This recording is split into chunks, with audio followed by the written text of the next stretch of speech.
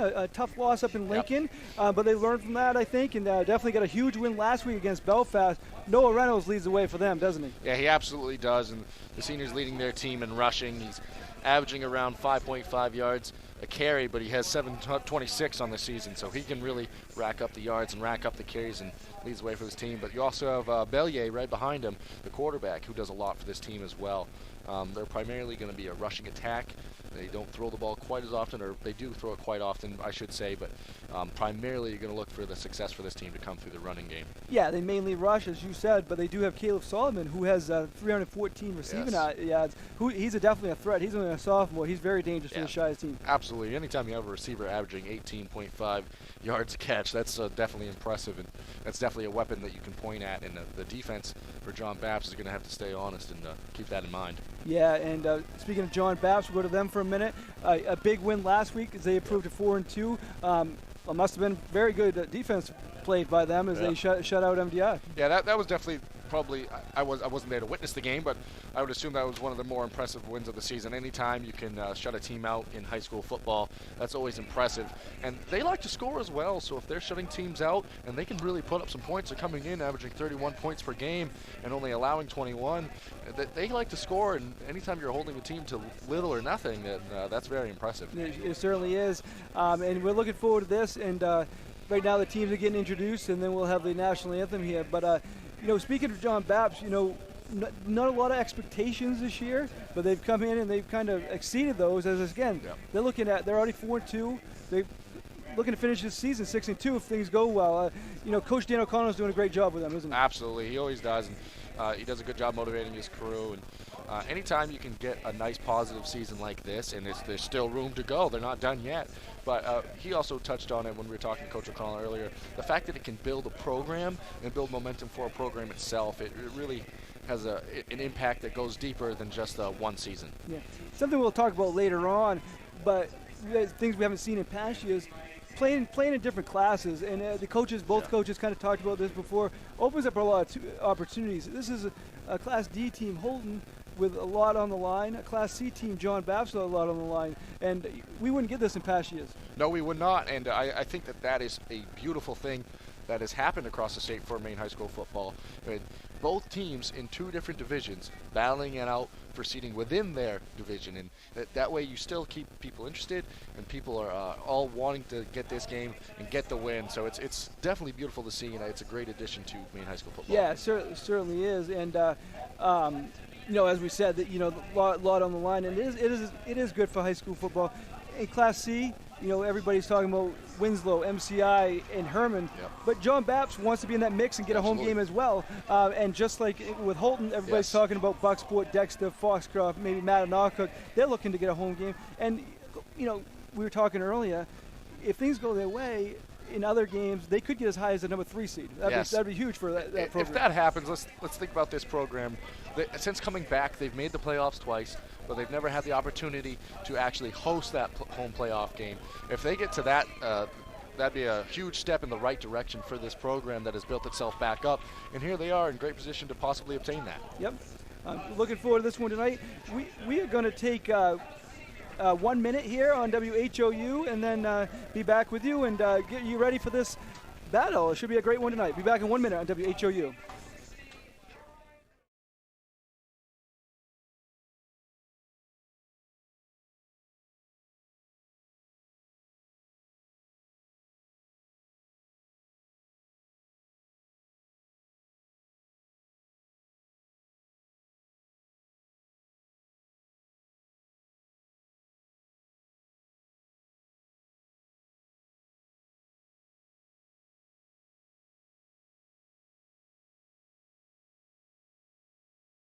Hi from Jeans, where you'll find better TV and more ways to enjoy it. Get 190 channels for $59.99 a month with Dish. Plus, get a free voice remote on us. And remember, we're also trained Nest Pros and deliver white glove service for all kinds of smart home solutions, like the Google Nest Learning Thermostat or the Google Nest Cam Outdoor, which lets you look after your home from anywhere so you can travel worry-free. So come and visit our newest location on Stillwater in Bangor, or visit us online to find a local store near you. Getting you ready for Houlton, who comes in at 3-3. John Bapst, who comes in at 4-2. We've talked a lot about this, and I believe we're going to get ready for the national anthem here in just a second, and we're going to take a. We'll just talk a little bit before that we get to that. What are you looking forward to tonight, Zach? Right now, I'm really looking forward to seeing both these teams get up and down in the defense of Houlton, see what they can do to stop this offense. And and that's we're going to take a break. We're going to go to the national anthem right now, and then we'll be back with you for game action here at Houlton University.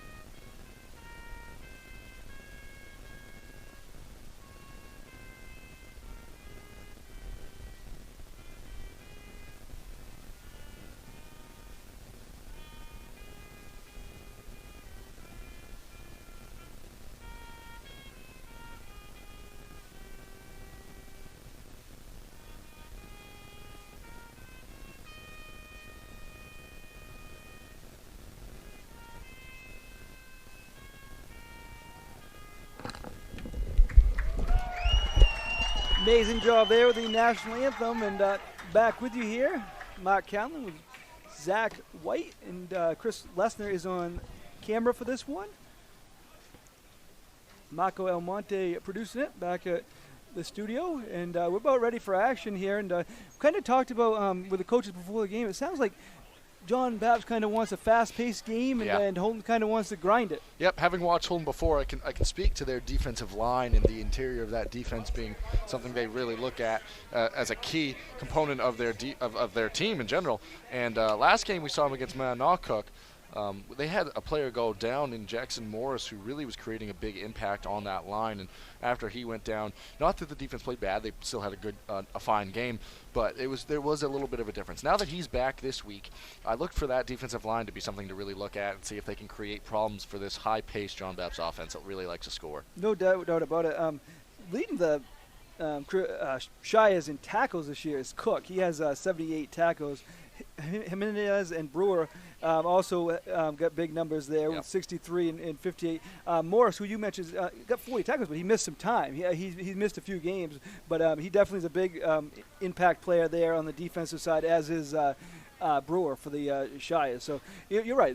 Up front they're big and strong, and they're going to look to kind of force the issue and kind of slow the tempo down. Absolutely. And one more thing I'd like to touch on before we get into the action tonight is this is the Crusaders senior night. And part of the reason this program might be seeing some success is these are players who have been here for 4 years. They've gone through, at least in high school for 4 years, they've gone through the process, and now they're acclimated to the team. They have 14 seniors on this roster. That's enough to field one side of the ball by itself. And that's very impressive for to have a senior class that large. Yeah, no doubt about it. When you get a class that large, you're bound to have some success when this group has been playing together for so long. Some of those seniors that we'll kind of focus on tonight is Max Chadwick is kind of a key player for the Crusaders, as is Riot McDonald.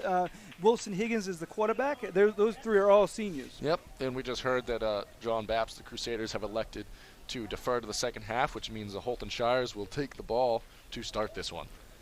Okay, so they'll be on offense first. Leading the way for them offensively, as we mentioned, is Reynolds. Bellier's the quarterback, and so we'll see a lot of Reynolds tonight. Absolutely. We'll see a heavy dose of Reynolds. He receives a lot of carries for those guys, and rightfully so, as he's been very impressive for them this year. Getting big game here for both teams. Nice crowd settling in here on this camp. We're at Houlton University. It's actually a homecoming weekend, so a big weekend here on this campus. Separate from this, but there's a lot of people around here tonight, isn't there? It's a nice culture right now around Maine for sports. You have Houlton's homecoming this weekend. You have the University of Maine's next weekend on the collegiate level. You've had the previous weeks. Tonight, actually, Foxcroft Academy is hosting their homecoming. So it's a nice time for high school sports and sports in general in Maine right now. Definitely. This football season has been great. We're already at week 7, and so flying by. So this week and next week for all the classes except for Class A, will be in the playoffs will start in 2 weeks, and Class A has an extra week as all those teams make the playoffs, and they'll get ready the week after that. So getting ready here, and as you said, John Bapst is going to kick off here. Looks like it's the quarterback. Higgins. Yeah, Higgins. Wilson Higgins apparently can do it all. So ready for action here on a Friday night at Houlton University. John Bapst will break the huddle, and we'll get ready with Higgins kicking off. Yep. Reynolds deep to return on our side. Yeah, Reynolds and Caswell back deep for the Crusaders. That's Noah Reynolds and Chris Caswell. It's going to go to Caswell. He picks it up around the 20. He still has on his feet. Nice move there. Nice spin. Gets past the 35. Nice job by Caswell, like about a 15-yard return there. Gets things set up here for the Shires. Solid return there. Decent kick, but good return there as well, and got it up to about, looks like the 37. Nice return there by Chris Caswell. So as we said,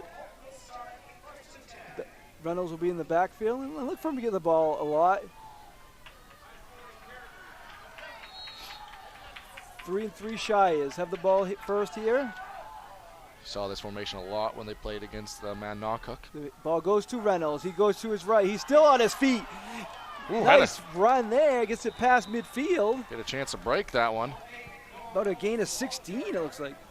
We've got a man down in the middle for the Shires. Looks like he's going to get up. I believe that's actually Morris, who I talked about at the beginning of the game. He's down. So we're going to stop play here. Injury timeout. And we are going to take a 30-second break and be back with you here on WHOU. Excellence at ground level is what you get with J. McLaughlin Construction in Houlton. Founded in 2012, the company plans the construction of streets, residential areas, and commercial buildings, and they are involved in both public and private projects. Their high-quality work and many years of experience have earned them an excellent reputation and a loyal client base. Regardless of whether you need a detailed plan for a building or would like to build a road, J. McLaughlin Construction is your reliable partner for all your engineering needs. Call J. McLaughlin Construction at 532-6335 or 694-2546. Got a slight delay here for an injury, unfortunately, and looks like it's Morris, isn't it? It is, and unfortunately, talked about last time we saw him, he was injured in that contest as well, and hoping that this is nothing too serious and he could possibly return to action, but he's getting helped off the field. Getting helped off the field there. He's can't put weight on his left foot there. So unfortunately, Morris goes to the sidelines. We'll try to keep you updated on that as we see it from the sideline. So get the ball to the John Bapst 47. Nice 16-yard gain for Reynolds to start things off for the Shires. Well, all the same, that was a very impressive gain on their first play for the Shires with the handoff to Reynolds. Look for more of that. Bellier's got it in the center. He gives it to Reynolds. He goes to his right. Nice job by the Crusaders, nice all over that. Tacklers. No gain there. Looked like Garrett Curlin, the senior, got there initially with a slew of tacklers to follow. Curlin was all over that. Yeah, I read that play like a book. It was very similar to the first play that the Shires ran, and that one got blown up for a loss. Loss of 2, so now 2nd and 12 from the 49. 2 plays, 2 carries for Reynolds. The Shire sticking with this formation to start the game. Goes to Grant. Fumble. Yep. Ball's on the ground. Looks like John Bapst. I believe. No. Looks like Grant jumped on it. Well, Grant lost it, but looks like well, I actually can't really tell right now who got it back. 44, that was Violet. Jumped on that ball, so they can't keep the ball. Loss of 2 more. So since the injury, they've lost yards on each play following. So it might be a little bit of a momentum shift going on right now. Good job by the Bapst defense there, the John Bapst defense. Yeah, this is a moment where you're coming out in this formation, probably going to see either something to the outside, maybe Bellier is going to keep it himself.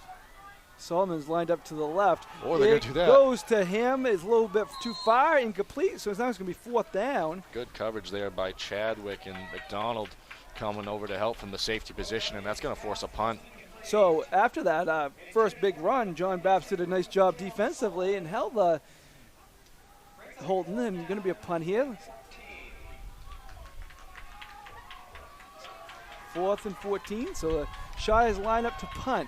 McDonald and St. Peter back to return for Bapst.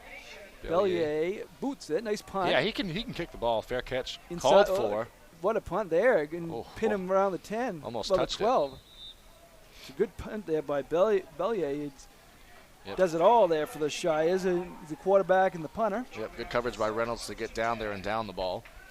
So John Bapst's first offensive set here.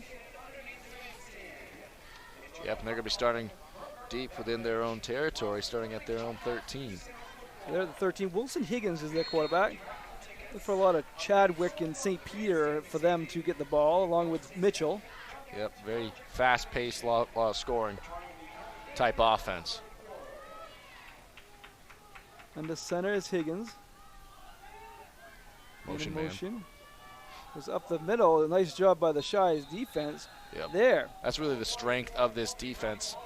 So it's going to be tough sledding to go up the gut too many times on this defensive line, as their interior of this defense is pretty stout.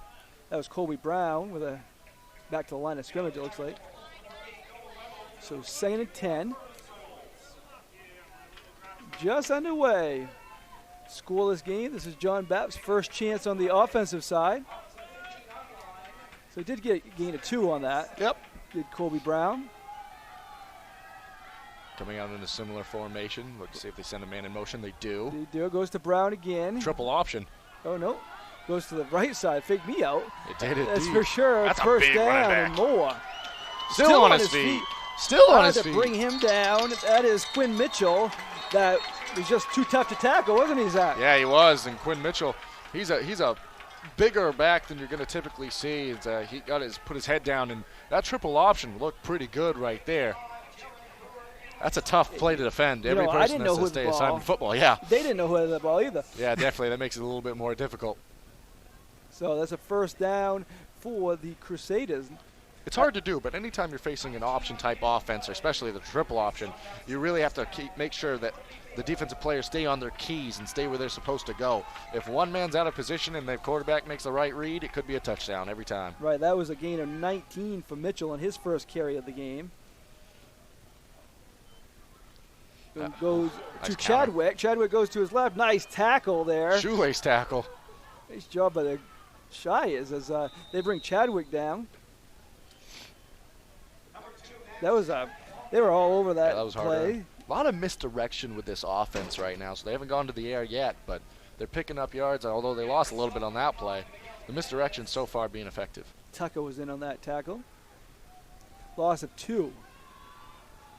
So that was Chadwick's first carry. So they've got 3 different rushes already, kind of like the Shies. They like to spread around a little bit. Yep. And Higgins will also do some running for the Crusaders. He's under center right now. Going to be a penalty flag here. See what they call it on. Maybe a false start.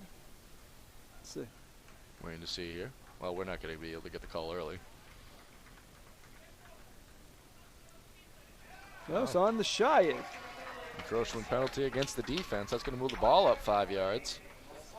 Could turn it to a 2nd and 7 instead of 2nd and 12. Yeah. Goes to 2nd and 8, yes. So 2nd and 8 at the 36. The defense is really pressed forward, so I get how that might be a penalty every now and again, but at the same time, when you're trying to jam and slow down a high-paced offense like this, you really want to load the box, but also play press coverage out on the receivers, which is what we're seeing on our sideline here. With for the Crusaders, you have McDonald being press covered. I believe that's number 32, Solomon. The ball goes up the middle of the Shies. They're all over that. Good job. That was a good read right there. Kobe Brown was the ball carrier. Curtis Reynolds and Brewer were in on the tackle on that one. So 3rd down and long. Now, they did gain 2 there, so not that long because the penalty kind of moved them up. So this becomes a huge play, though, because this is a position where you wouldn't assume that the offense is going to go for it from deep in their, well, not deep, but within their own territory. This would be a punting situation if they can get a stop right here. So they're at the 38. Yeah. See what they do here. Big play, big 3rd down play. Houlton playing a little bit farther off the receivers than normal. Receiver man comes in motion now at the tight end position. Another man in motion, and this ball goes. Another triple option play. And another successful one as a first down there. That was Quinn Mitchell. Yeah, and he likes to lower his shoulder and lower the boom to get the first down. Second big run for him. This one goes up to the 47, a gain of 9. So you got. They're marching so far. They've moved up 30 yards in 5 plays. So Mitchell has 30 yards on 3 carries already. So first down there. That's the second first down of the game. They're at the 47, their own 47. 2 receivers set now. See if they send someone in motion. No motion man this time. They are going to counter back. Mitchell is hard to tackle, but Reynolds helps bring him down. They need a bunch of them to bring him down. And they'd had a bunch of them that time. There was like 4 Shires all over that play. He was still able to get 2 yards. Yep, gang tackling is going to be something to really watch out for the Shires tonight. The interior of that defensive line is stout, but Morris going down with injury thins things out a little bit. Second 8 at the 49 now.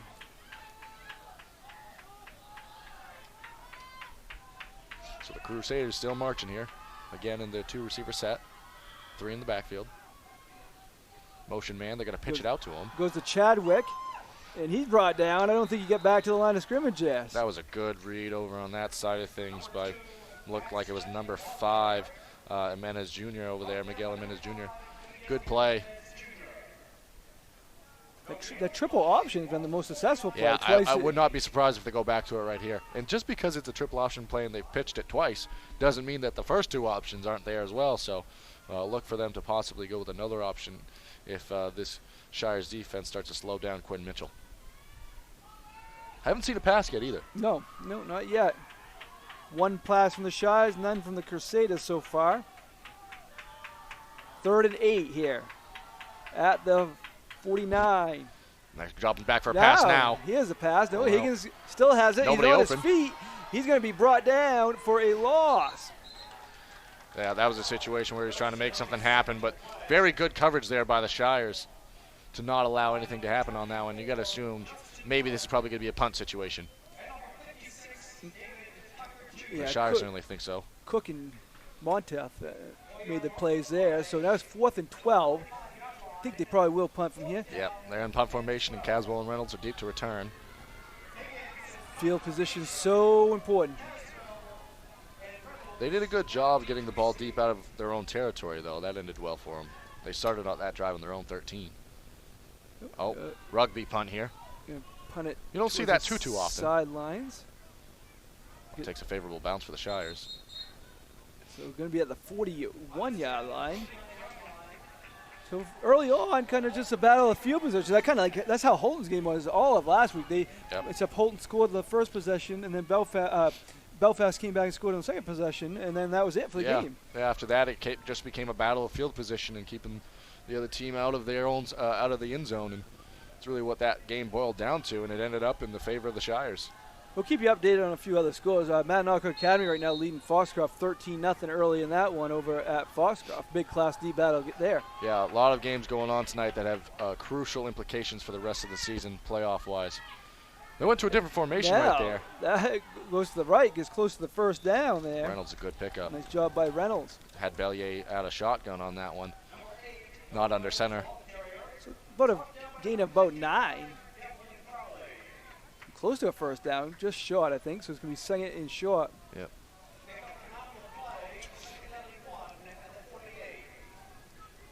Second and 1.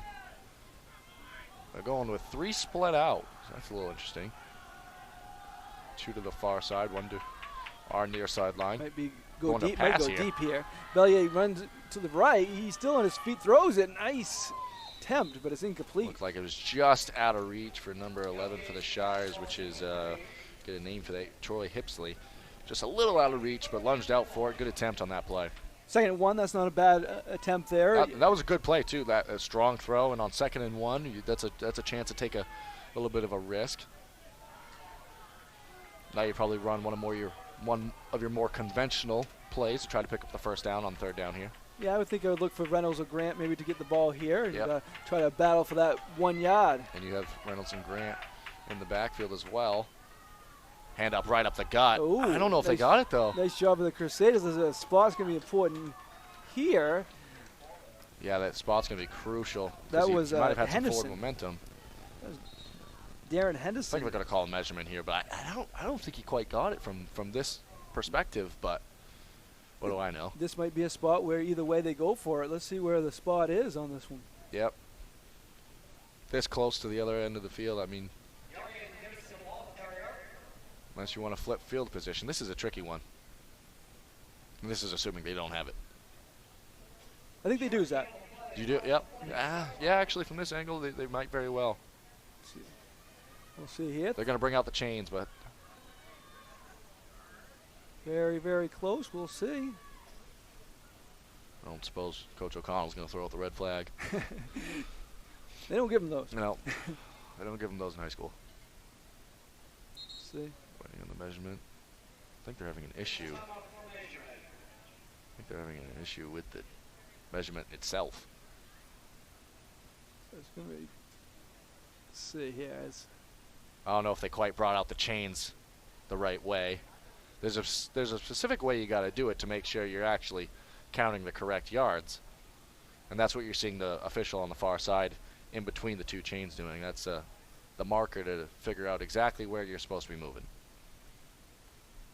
So a little delay here. They're figuring things out on that far side. 3:50 left here, first quarter, no score. Again, battle of field position. That's why this is so important because I think they might go for it right in that spot, but Right. I don't. Would be one huge play. The thing is, if they go for it, we just saw John Bapst Crusaders offense that were powered by Quinn Mitchell was gaining lots of yards and not a lot of time. So I don't know if you want to give them field position on your own 50, but looks like they have it anyways. Just barely, and that was couldn't get much closer than that. No, that was very close. First down. That was Henderson that got that first down for these Shires. Yep. Hard earned because he was met with some physical contact right at the line. So good job to earn that first down. Big play there. So I think the officials are going to come explain what happened and why there was a little bit of confusion with the measurement to Coach O'Connell.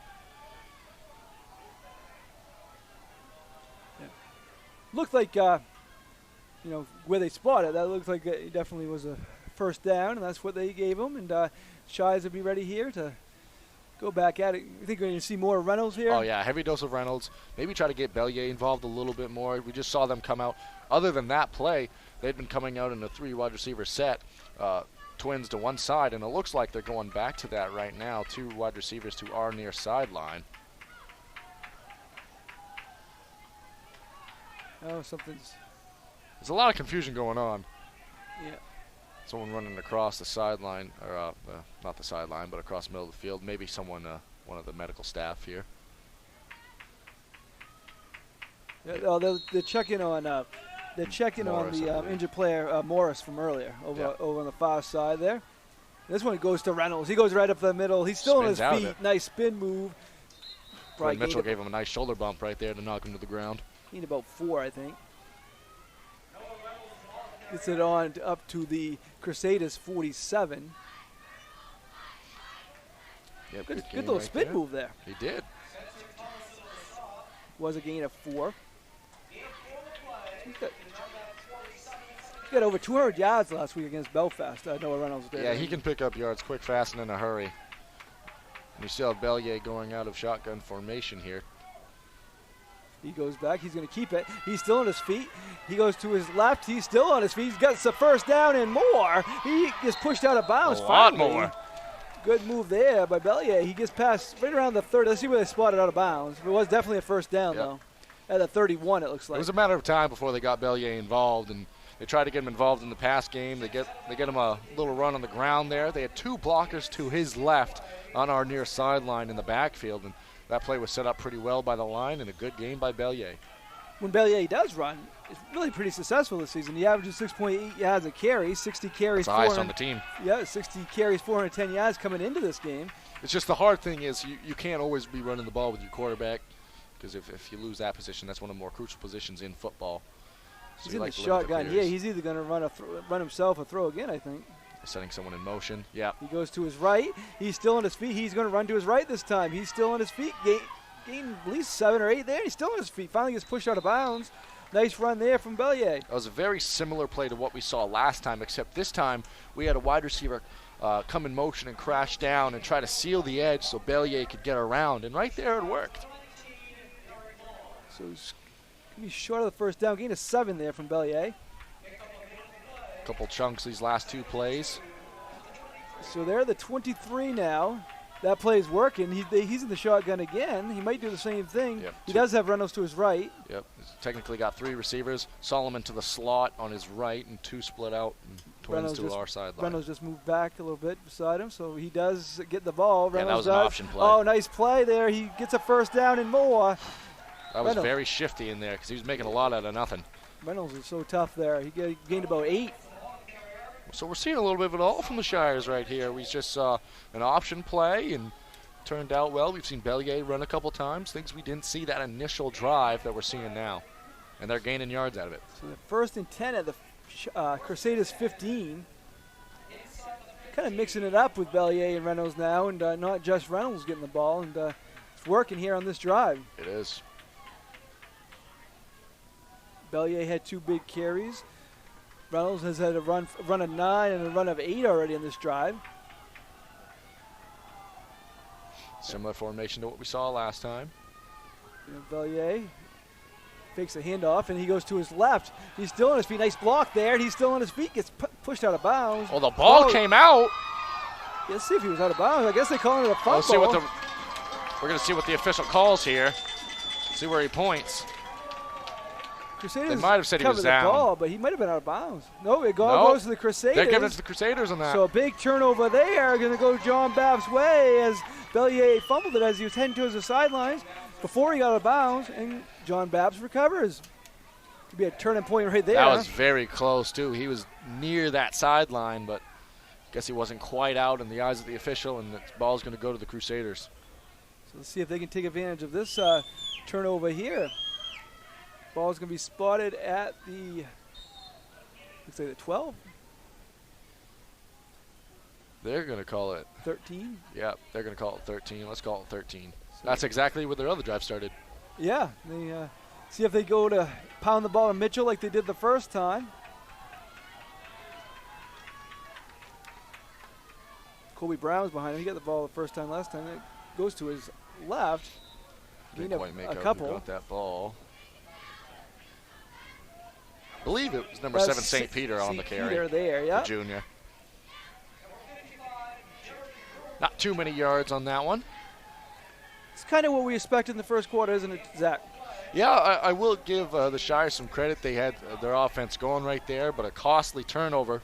And good football by the Crusaders to come up with it and see what they can do here. They had quite a few yards their first drive, just couldn't quite iron it out for a touchdown or a score, but they've had to start deep within their own side of the field twice now, both drives starting from the 13. Higgins fake the toss. Hands it off here. That is 44. Brown. Colby Brown, yep. He had the big carry on the first play from scrimmage for the Crusaders. Got a nice gain there. A lot of misdirection with this offense. They send Chadwick in motion right there. They fake the toss, hand it inside. You got to play really disciplined football to attack an offense like this. It's similar to Matt Knockhook that we saw early in the season. Yes, it's very comparable. 3rd and 4 now, so that was a gain of 5 there. We're in the last minute of the first quarter here at Houlton University. Still scoreless. Potential for the Shires here. That goes. Oh, they got to Quinn Mitchell on the inside. Look how many short tackles. Of the first down. They're all over him. They need that many tackles to get him down, and they did it. So you got to assume this is going to be a punt for the Crusaders, but they might not even run a play before the end of this first quarter. It might be the first play of the second quarter. Might be a punt. Down to 14 seconds. That's a big stop for the Shires coming off of a turnover, and they are just going to run to the sideline as they're going to let the clock run out here on the first quarter. That was really a defensive first quarter, defensive turnover earned by Bapst on the Shires. So, after the first quarter, it is Houlton 0, John Bapst 0. We're going to take 1 minute and be back with you here on WHOU. We'll be back in 1 minute.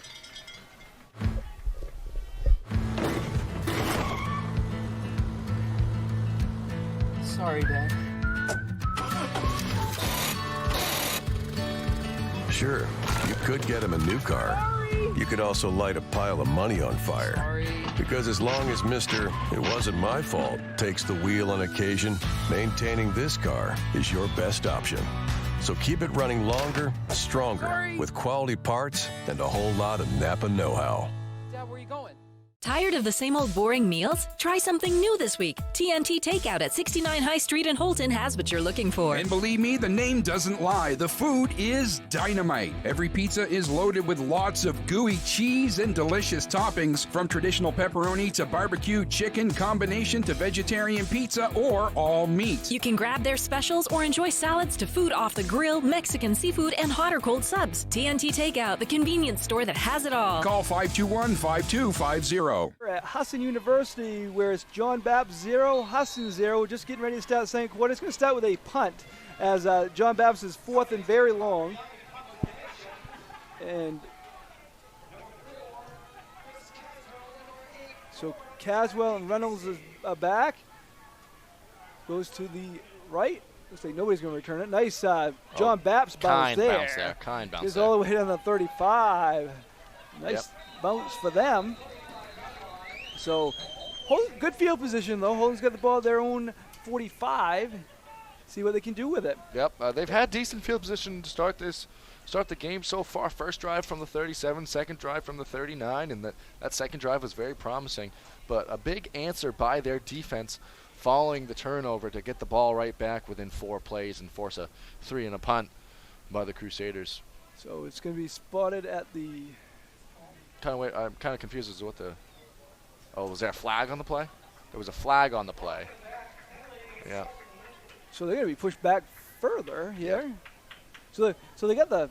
So this drive, they won't have very good starting field position. No, they got the good bounce, and then they get a penalty. So they're going to be pushed back to the 35. Yep.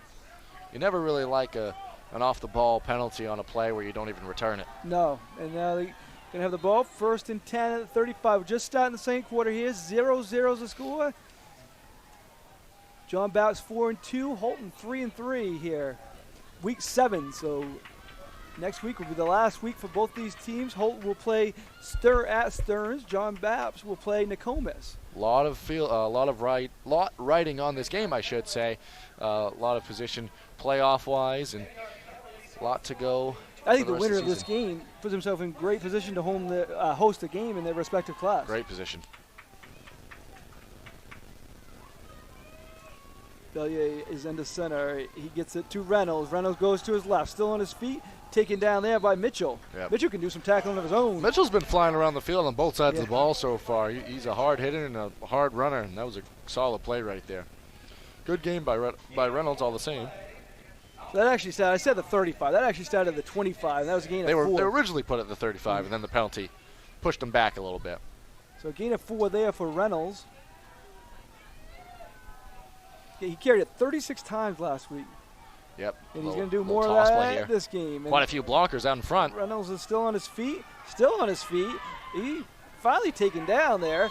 He had the blockers to make that a good gain, but the blockers kind of got lost or stuck in the mud right there, as the Crusaders defenders did a good job of taking on those blocks and not allowing the blockers to get upfield. So he probably ran about 15 yards, but he only got 2 on that play. So after the Crusaders went 3 and out on their last drive, we're looking at a drive for the Shires where they could be looking at a 3 and out here, as they are facing a 3rd and 4. Reynolds already has 8 carries today. He's definitely their go-to guy. For sure. 3rd and 4 now at the 31. Wouldn't be surprised if he gets it again. Bellier is going to be on the center.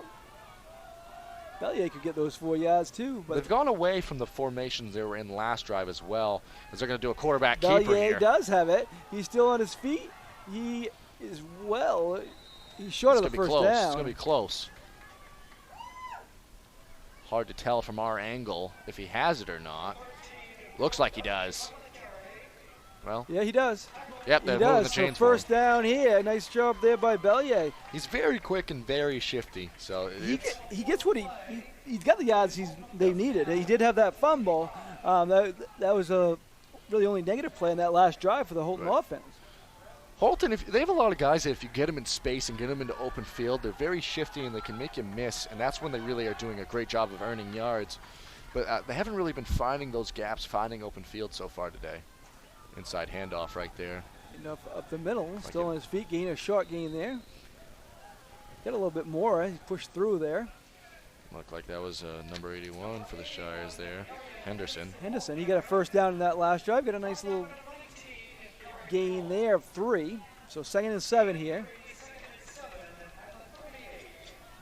Game moving right along, 0-0 still a score. Bellier lost it for a second. He's got it back. He's still on his feet. I'm not sure if this was designed, but it's working out right now. Yeah, a broken play, but as a broken play turns into a first down or close to it. Mitchell's flying around the field, lowering the boom on a lot of guys so far here. Yeah, Bellier dropped the ball on the handoff, but he made something out of nothing there. Yes, he did not get a first down, I guess. He's 1 yard short.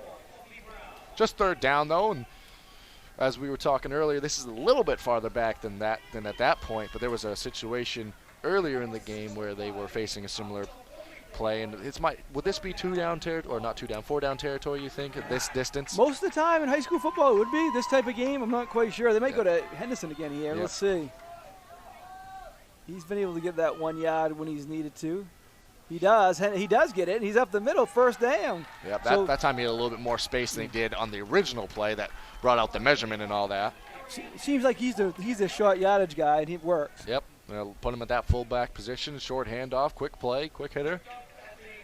So now they're at the 47. Clock still moving. So far a 6-play drive, so they're doing a good job of keeping the chains moving. Having an official timeout. I believe there's another issue with the chains over here. Chain gang having trouble tonight, aren't they? A little bit, but yep, there is an issue with the chains, so they're just fixing something over there.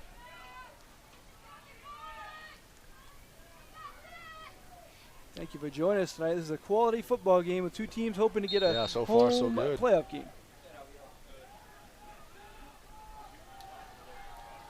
First and 10 here at the 47. So the Shires have gone back to the formation they went to primarily on their first drive, and so far it's been working as they hand off to Grant. Grant goes to his left. It's back to the line of scrimmage. Not much more there as the Crusaders do a good job all over that play. Yeah, the Crusaders did a good job of reading that one. That was Tomlinson that was in on the tackle there. This Crusaders defense does a good job of flying to the ball and getting extra men to the ball and bringing down the runner. Gain of 1 they're giving him there. Oh, Bellier dropped it, and that's he's got another it issue back. with a snap. Another broken play This here. is going to be a loss of yards, has to be, you'd think. He does make something out of nothing. They're taken down. Let's see. They're not going to give a flag on that. He did get some yards back on that, I believe. I said there was no way he could do it, but what do I know? He probably gained about 2 there, so good job getting anything on that play. Yeah, at least not losing, because that was the second time we've seen a drop snap so far on this drive. Conditions aren't too bad out there. It is a little bit cold with a breeze, but no rain. The field isn't too slick, so just a little bit of a miscommunication, I believe. So 3rd and long here. 3rd and about. They didn't give him much on that play, so about 3rd and 9 here. This is a situation where you're looking at a toss play, maybe a throw to Solomon out on the far sideline. Yeah, he has it. He goes back. He is going to throw. He rolls to his right, throws it down the sidelines. Kind of threw that one away. 4th down now. So he might have been looking on his near sideline for Hipsley right there. He tried throwing him the ball earlier as well, but no dice on that one, and it looks like the Shire's going to have to drop back and punt. So they're at the 46, it looks like. 47, sorry. Bellier going to punt. Looks like Back for for the Peter and St. McDonald. Peter and McDonald back. Yes, sir. And then so here's the punt by Bellier. Nice high punt, not a very long punt. And a nice John Bapst bounce on that one. I think that one's only going to be a net punt of about 10 yards. Otherwise, if that had been a typical Bellier punt, he's a very talented punter, the Crusaders could have been faced with another drive starting from within their own 20, but looks like they're going to have decent field position to start this one.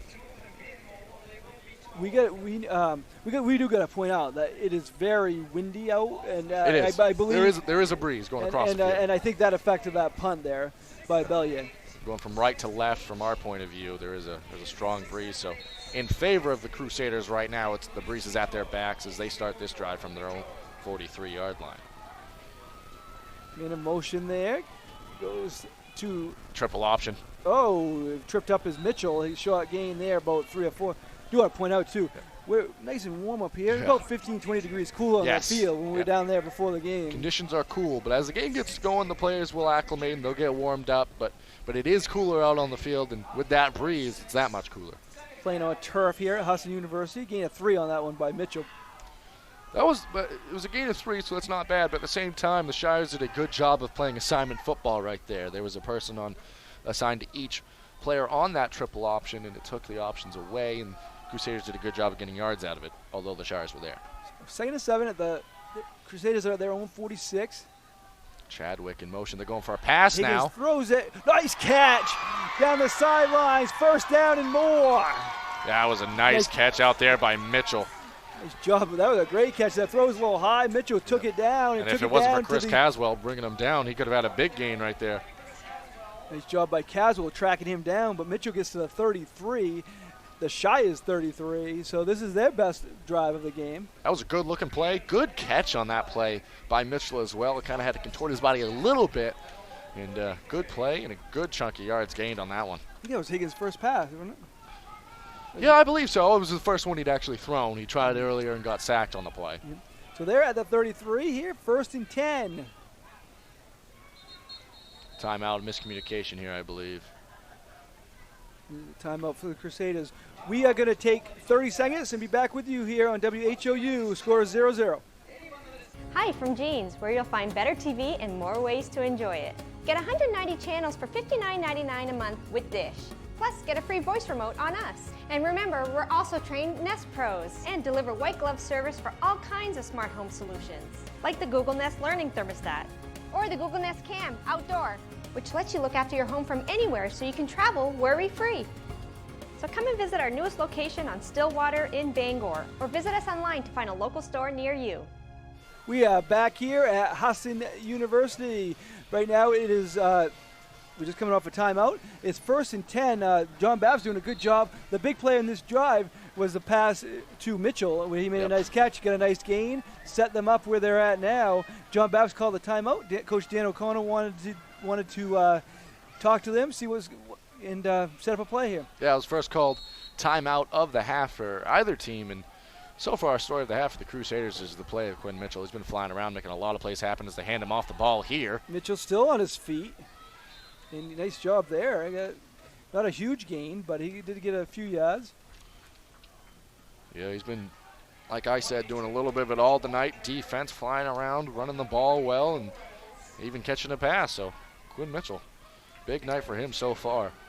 Not the only big game in Bangor tonight, Zach. Bangor is hosting Sanford, and Bangor has a lead in that one, 7-0. Wow. Early in the 2nd quarter. Bangor's turning that program around. Coach Dave Morris. 2nd and 7 at the 30. Higgins going back, looking to throw again. He's still on his feet. Oh, ball might be a fumble. Loose. Let's see what it's called here. I believe that was a fumble. John Bapst recovered it. They're going to call it a fumble because they're going to keep the clock running here. Yeah. Loss of a. That's a big loss. Big loss there. As Higgins went back to throw it, he lost the ball. I actually thought they might have been setting up a screen play because the defenders got through so quickly on that one. But regardless, Higgins didn't have enough time to set his feet and throw the ball. Now it's 3rd and about 20 as they're going to look to. What do you draw up here? I mean, obviously the obviously they want to get the first down, but the main thing here is not turning the ball over either. This is a situation where you kind of have to ask yourself, are we going to turn this into a two-down type play where we know we're going for it on fourth down, or are we just going to be content with trying to get a first down here? So we're going to get a timeout again from John Bapst. John Bapst. We will take it also. We'll take 30 seconds and be back with you here on WHOU. Be back in 30 seconds. Excellence at ground level is what you get with J. McLaughlin Construction in Houlton. Founded in 2012, the company plans the construction of streets, residential areas, and commercial buildings, and they are involved in both public and private projects. Their high-quality work and many years of experience have earned them an excellent reputation and a loyal client base. Regardless of whether you need a detailed plan for a building or would like to build a road, J. McLaughlin Construction is your reliable partner for all your engineering needs. Call J. McLaughlin Construction at 532-6335 or 694-2546. Back here with you on WHOU. So second time out in a matter of minutes here for John Bapst. You're right though. This play here, 3rd and 20, but they're at the Shire's 42. So most likely they're not going to punt. Most likely. So try to gain 10, 12 yards if they can. Then they'll be in position where they can maybe pick up that on first down. Yep, and that might be something that they're trying to talk about right now. And with the same breath, you don't want to give the Shire some extra momentum, and you don't want to set them up too well. So maybe you do punt on fourth down, and maybe you're trying to get it all right here. But I believe in this situation, you try to go for the two-down play. If you don't gain any yards, then maybe you rethink it. Maybe you rethink your strategy. But first things first, they got to get yards on this play. Get yards on this play. Man in motion here. Handoff. They did not get yards on that one. Nice job by the Shire's defense. That was run right up the middle by Chadwick, but the Shires were all over that. They lost yards right there. This might be a situation they punt now, because now that you lost yards in that play. And they're back like they think they're going to punt, so that's probably what they'll do. To be fair, they're only back 5 yards after where the first down ends, so. Yeah. The wind is blowing that way, so that he maybe can pin him inside the 10, too. Yep. I think the Shire's receivers know that as they back up a touch. Rugby punt. Oh, kind of a bouncer. That's a nice bounce. Nice punt, and going to be down at the 15. So not what the Crusaders wanted, but they not great field position for Houlton here. Nope, and we have yet to see a drive end in a touchdown, so you're asking Houlton to go on their longest drive of the night, because this is going to be the worst starting field position they've had. And although they've been doing good at gaining yards, they haven't been able to punch anything in yet. So you flip field position here, and you hope that your defense keeps doing what they've been doing. Yeah, they have to go 86 yards. They marked him in the 14. So one thing I want to note real quick about that punt formation, that's a situation where Higgins is a quarterback. He can throw that ball on the rugby punt. That's why they do that. So he hands it off there to Reynolds. Reynolds goes to his right, goes to his left. He's still on his feet. He's taken down. That was the first time I think we've seen spread all day. Spread offense with the 4 split out. Looks like there's an injured Crusader on the field. There is. That was a short gain there. So with this injury, we are going to take a timeout here. We're going to take actually 1 minute here on WHOU. Be back in 1 minute.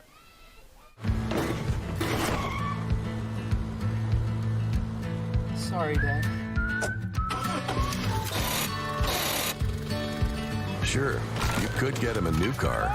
You could also light a pile of money on fire. Sorry. Because as long as Mr. It wasn't my fault takes the wheel on occasion, maintaining this car is your best option.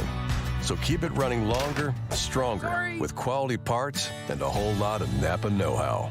Dad, where are you going? Tired of the same old boring meals? Try something new this week. TNT Takeout at 69 High Street in Houlton has what you're looking for. And believe me, the name doesn't lie. The food is dynamite. Every pizza is loaded with lots of gooey cheese and delicious toppings, from traditional pepperoni to barbecue chicken, combination to vegetarian pizza, or all meat. You can grab their specials or enjoy salads to food off the grill, Mexican seafood, and hot or cold subs. TNT Takeout, the convenience store that has it all. Call 521-5250. Back here with you here on WHOU. Unfortunately, a John Bapst player is on the ground, injured right now. So we'll see how he's doing. They're out there looking at him right now. Obviously, that last week, isn't it? Just back and forth. And I do want to stop for a minute. He is on his feet there, so that's good. And getting helped back to the sideline. So that's good news. Looks like it was number 42. Garrett Curlin, but he is walking off to the sideline now. Yeah, he's walking off with Coach O'Connell and another coach there. But again, this is the type of game that Houlton played last week, isn't it, Zach? It is. I mean, without the 2 scores to start the game, it could happen in reverse this time. I mean, we're seeing a strong defensive battle of field position, and who's going to stop who first and who's going to score first, because what it's looking like right now is momentum really doesn't feel like it's on one side or the other right now. No, looks like Houlton had it for a while, but then that fumble by Bellier kind of gave it back to Houlton. That was probably the closest we've had to a scoring drive. Right, and that's, neither team could take back the momentum after that. That goes to Grant to his left, not a gain at all there. Looks like you get back to the line of scrimmage. We're noticing the Shires, they like to mix up what set they run, or what formation they run, I should say, based on the drive. This drive, they've been going so far entirely out of spread with 4 receivers spread out to the sides. So not much of a gain there for Grant. They did give him 3 yards. So that's. He's looking at a 3rd and 4 here for the Shires. 4, and this is not a 4-down territory, no, so they're definitely going to need to pick up the first down on this play here. Bellier's under center. They're back to their more traditional set. He goes to Reynolds.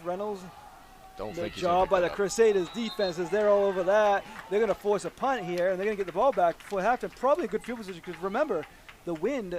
Yeah, that probably impacted Bellier's last punt because Bellier typically a pretty stout punter. Last time this punt went for about a net gain of 10 yards. So if that happens again this time, or something similar happens based on the wind, right, or a return. This is a huge play because, as we said, the wind might play a factor here. Let's see what happens. Yep, you have St. Peter set to return, along with McDonald, and they're about on the 45-yard line right now. Keep this ball low, doesn't he? Yep. He does keep it low. Good punt there. Oh, a fumble! Ball loose. The Crusaders pick it up. St. Peter gets tackled from the behind by 39. But I don't know if I've ever seen that. I don't know if I've ever seen. McDonald that actually had the ball there. I don't know if I've ever seen a return man fumble the ball, be able to pick it back up in that way, and get it back and go for a gain. Good field position here with 2:01 left. 39 yard there at the Shires 39-yard line. Let's see if they can make something out of this. Zach, what do you expect them to do offensively? Well, offensively right now, I just keep going back to Mitchell. They really had a positive drive going right up until that huge loss in the sack game. So maybe you just keep running that triple option, give the ball to Mitchell, and see if you can gain some yards. Then maybe you can get a little bit fancy. Kobe Brown's also behind him. That was a triple option play, but they just went to the straight handoff on that one. So Brown gets maybe 1, if that. Clock's running here. We're under 2 minutes left here in the first half. A scoreless first half between the Shires of Houlton and the Crusaders of John Bapst. With no scores, this game's been flying right along. Yeah, certainly has. So 2nd and 10. So they put him. Yeah, they did give him 1. So 2nd and 9 here.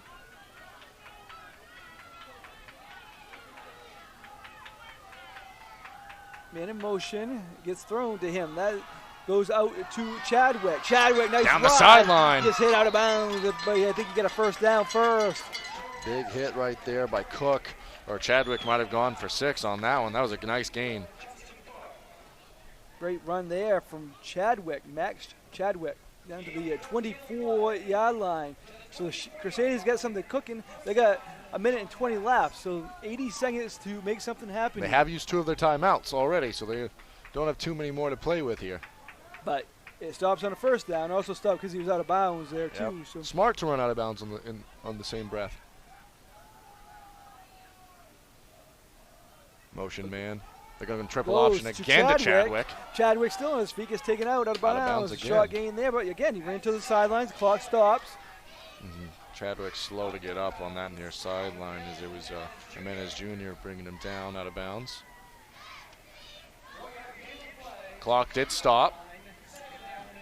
Good job to gain a 4 on that. So good job by Chadwick getting 4 yards and getting out of bounds because, as we said, not a lot of timeouts left here for the Crusaders. Preserves your offense and allows you to run a little bit more and give yourself some new options. Okay, so 2nd and 6 here at the 20. 1:14 left here in the first half. Crusaders marching down the field here. Man in motion.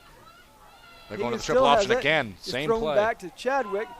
He again goes out of bounds. That was St. Peter on the run. I don't believe that was Chadwick. Yeah. Yeah, that was St. Peter on the carry. They've run that triple option 3 plays in a row, but it makes sense because if you think about it, with the pitch option, you're going to the sideline each play, and that's also why they've run it to this side. But now it's 3rd and 3, so we get 2 plays here to get the first down. Right, because you're obviously not going to punt, or probably in Maine high school football, you're not going to kick a field goal from here. So 2 downs here to get the first. They do have the wind. That's one thing True. to keep That is true.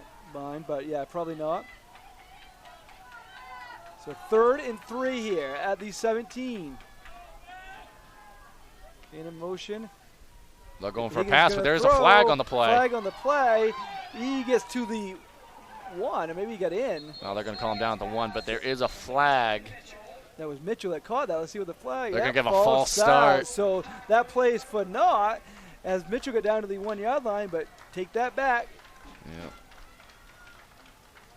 So yeah, both teams have been close to scoring. Right. Again, Houlton got down there early and got a fumble, and now they get down there to the 1 and get a penalty. Yeah, without that false start, it's going to be hard pressed to say they don't score on those next set of plays. But so now it's at the 22, and it's going to be 3rd and 8. Yep, you went from 3rd and 3 within 2 plays for a first to 3rd and 8 within 2 plays, which is still manageable. Yeah.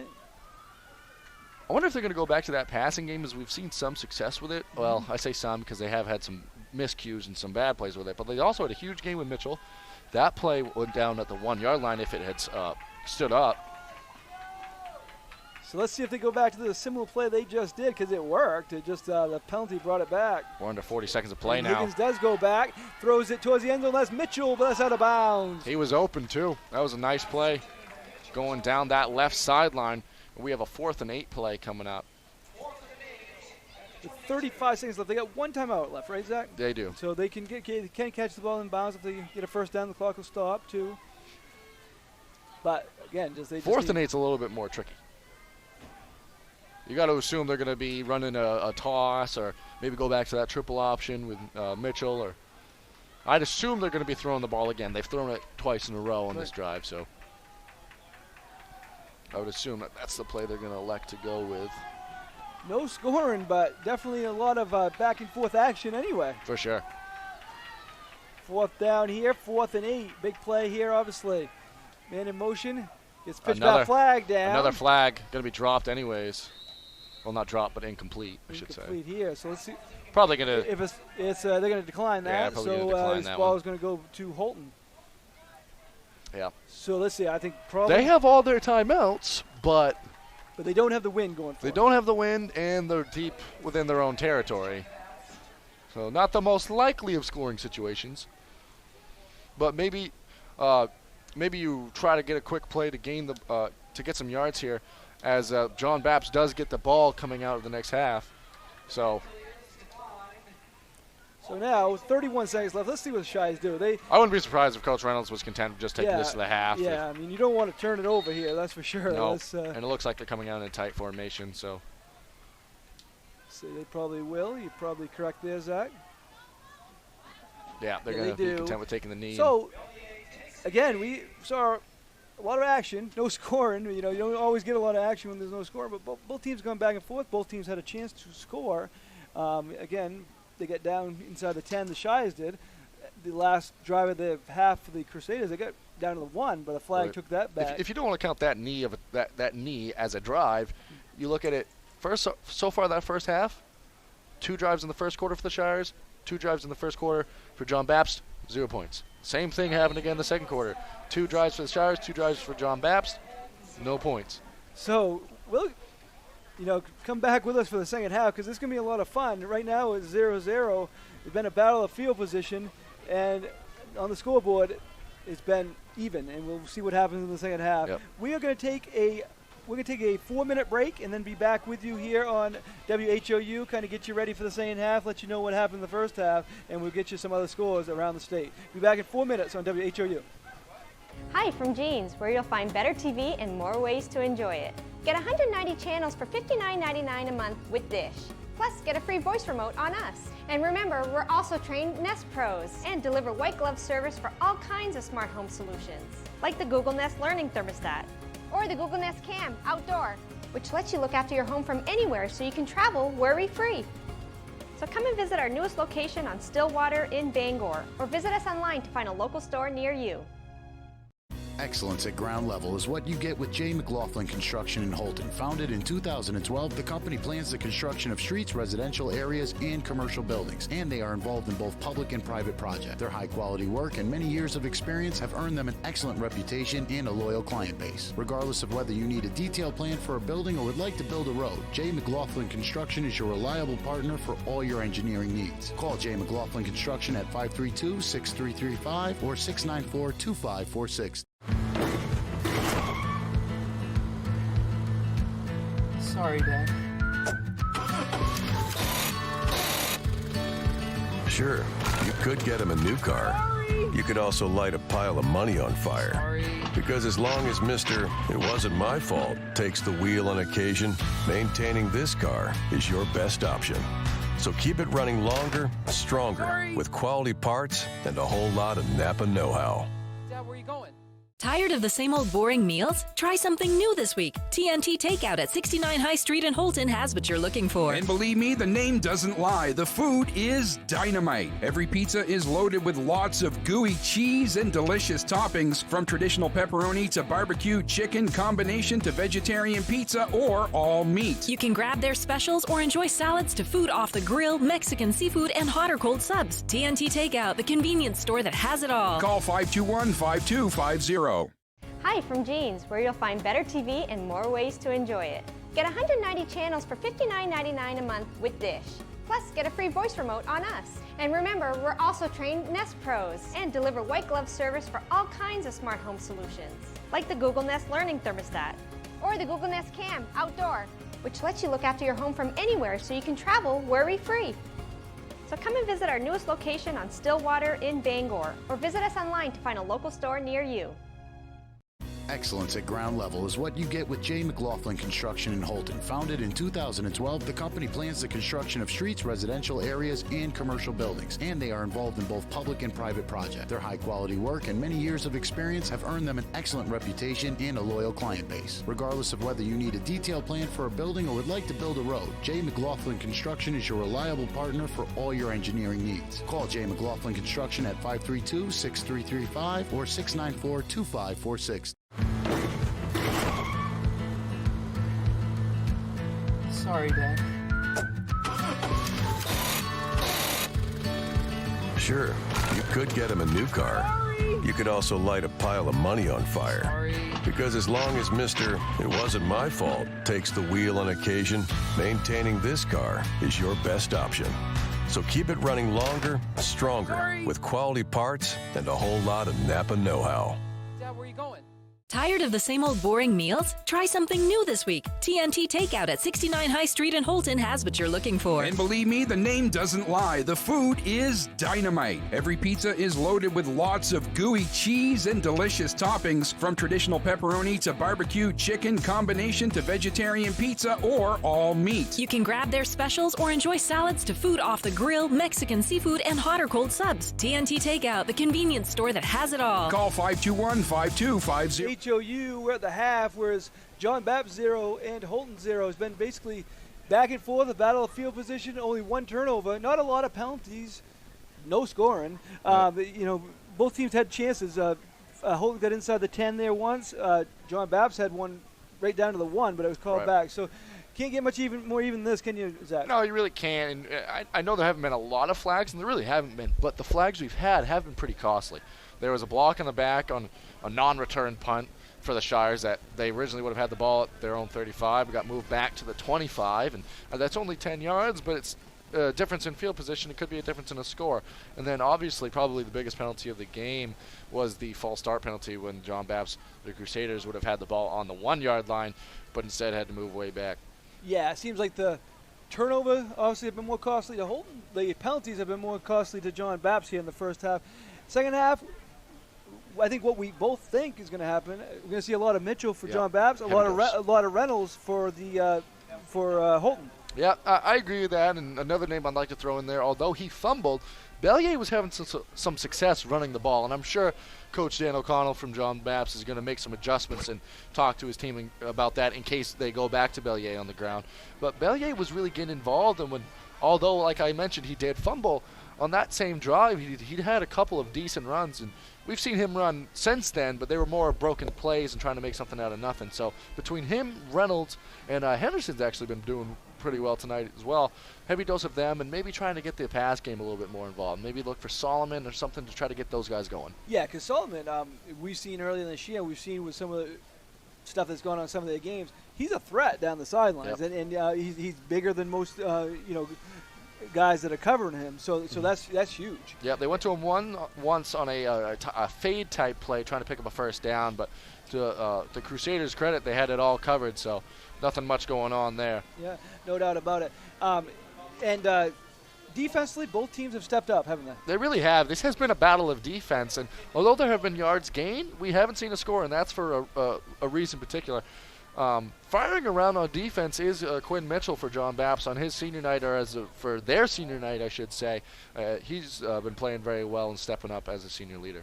So Reynolds has carried it unofficially eight times. Expect a heavy dose because last week he got the ball 36 times. Obviously that puts a toll on you, but he's the guy they're gonna try to lean on. Him and Bellier obviously going to be the focus there. Yeah, it's been tough because there haven't been a ton of long drives for the Shires. The longest drive of the game so far has been 9 plays run, and that is the longest drive of the game that we've seen. Other than that, we've seen John Bapst go for an unofficial drive of 7 yards from starting at their own 13. Second drive started again at their own 13. But since then, the second quarter, they had much better field position to start, and it was actually the script was kind of flipped. The Shires didn't have very good field position to go in that second quarter, although they had great field position in the first. So it's really been back and forth as much as you can get back and forth so far this game. We're going to give you a few other scores here around the state. One that directly affects Houlton. Matt Narcook leads Foxcroft 21-14 there in the second quarter. Pretty even game, kind of as expected there. As we saw Matt Narcook, and they're definitely a threat there in Class D. People talk about Bucksport and Dexter and Foxcroft, but Matt Narcook's a threat. Yeah, they definitely are, and we saw a great battle between them and Houlton a couple weeks ago, or a few weeks ago, I should say. They're a team that can definitely surprise some people, although it shouldn't really be a surprise. That's a very good program they have up there. But Foxcroft coming off of a very emotional game last week, playing against Dexter, and the way that game ended up. They have their homecoming tonight. That's going to be a good game to keep on your radar and keep looking out for the score of that one. No doubt about it. A couple other scores. Again, this isn't the only big game going on in Bangor. There's one going on at Cameron Stadium right now. Bangor, a Class A game. Bangor has a lead over Sanford. It would be huge for Bangor to get that win. They would actually go over 500 for the season. A team that struggled in recent years, and kind of a program that's going in the right direction. Coach Dave Morris has them going in the right direction. And it's always great to see a program that, to be fair, has traditionally struggled, start to get back into the swing of things, and to be above 500 after not being so for a few years. It's always a positive thing to look at or to hang your cap on. They're not done yet. There's still a season left to be played, and there's still games to be decided. So it's a program that might be turning in the right direction there, the Bangor Rams. A couple other scores. Lawrence just took the lead over Wyndham there at the half, 18-11. They have the lead there. 11. 11. They got a touchdown, a 2-point conversion, and a field goal, I guess. So that made it 11. So another score, local here. This one's being played at Hamden. Hamden leads Skowhegan 7-6 there. So those are some scores around the state.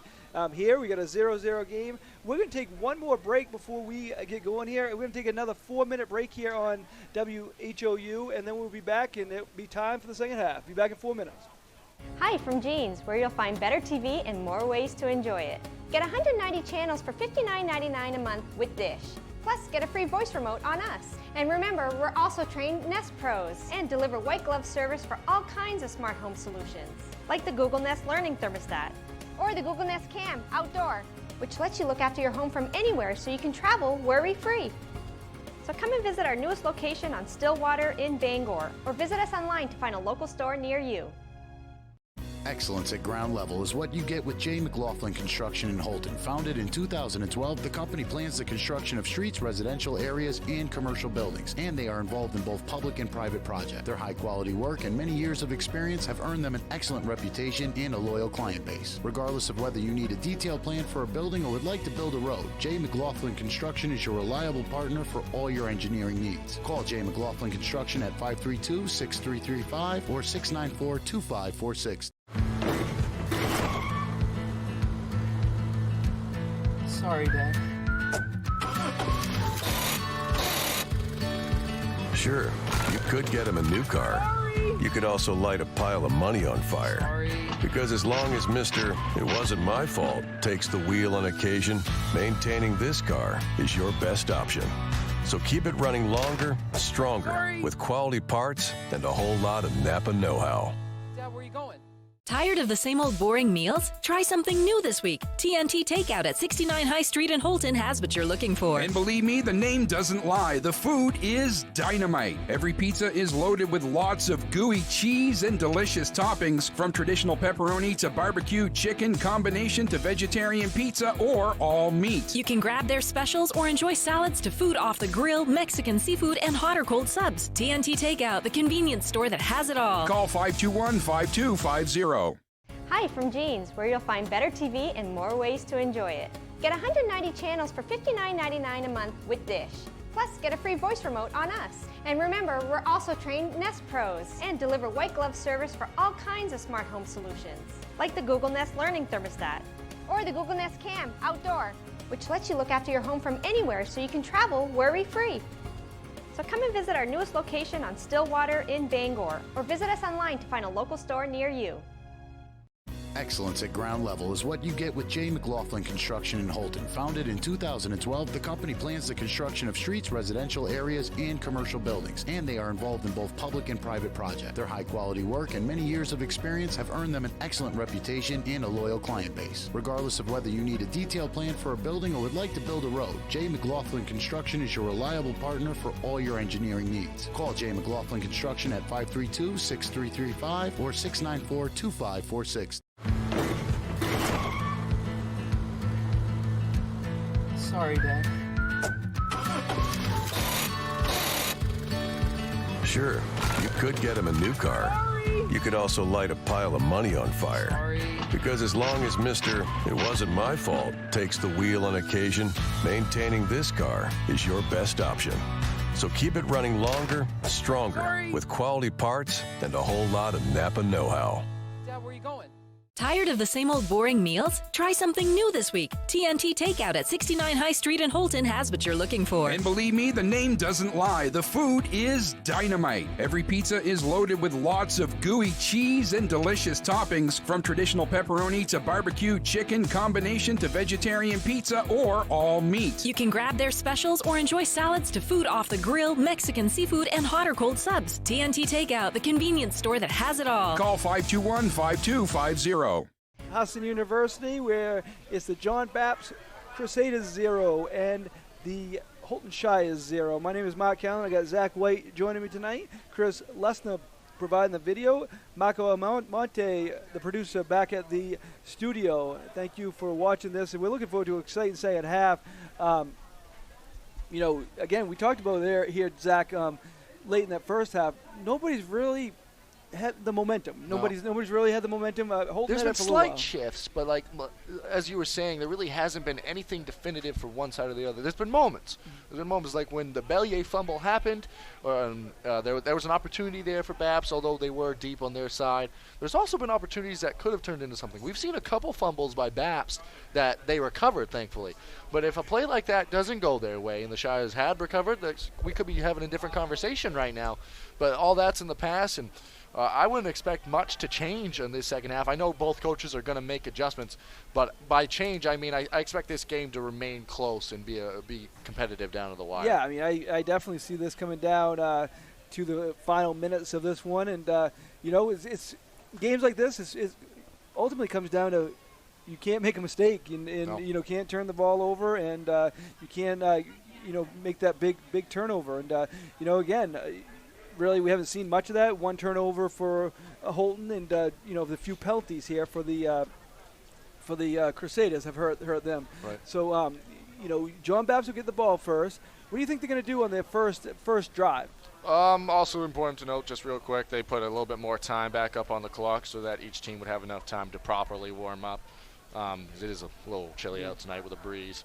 I would expect a heavy dose of Quinn Mitchell, trying to get this offense going a little bit. We saw Chadwick go down at the end of that first half a little bit. I'm not sure.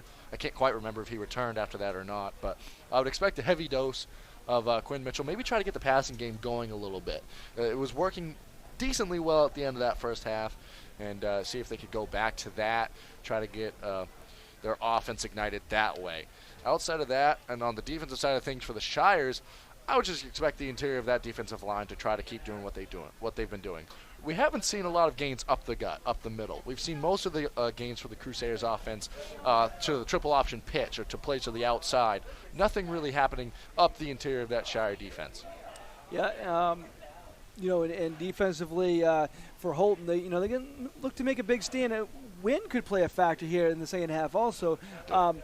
Going on the camera, going left to right, the wind, you're going against the wind, yeah. And we saw it affect Bellier on one of the punts there. So that could be also another factor in the second half, couldn't it? Absolutely could be, but Bellier can be confident in knowing he's going to be starting the second half kicking into the wind. So as the John Bapst Crusaders will be getting the balls, we're only seeing our second kickoff of the game, but they'll be receiving the ball off of kickoff. So that wind is definitely a factor. It's not super strong, but there definitely is. It's changing things. Like as you mentioned, that Bellier punt earlier in the game that could have turned into something. Yep. So John Bapst going over to this sidelines. Houlton getting ready here as take the field, getting ready to kick off. As you said, only the second kick off of the game. Opening kickoff. John Bapst kicked to Houlton. They'll kick off to John Bapst here to start things here in the second half. And I was wrong, actually. I think they are kicking into the wind, not against. They're kicking against the wind, not into the wind, rather. Which means in the fourth quarter they'll have right. it'll switch, so right. they'll have it going the way they want to see here. So for the Shires, that is. Yep. So Caswell will kick off to the Crusaders here. Caswell, the kicker, not Will Bellier.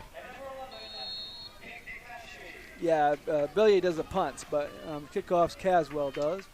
He kicked left-footed, booted it. Line drive kick, that's a good kick. Hatchie has it, get it from the 18. He's still on his feet, gets it up past the 30, but fumbled, but I think they called him down. Yeah, they did call him down, so Shies get all excited there and thought it was a fumble, but those are the type of plays. That's the third time that they've almost had a turnover, but not quite on this one. So they're going to start with the ball at 31 here. That's where the Crusaders are going to start the second half.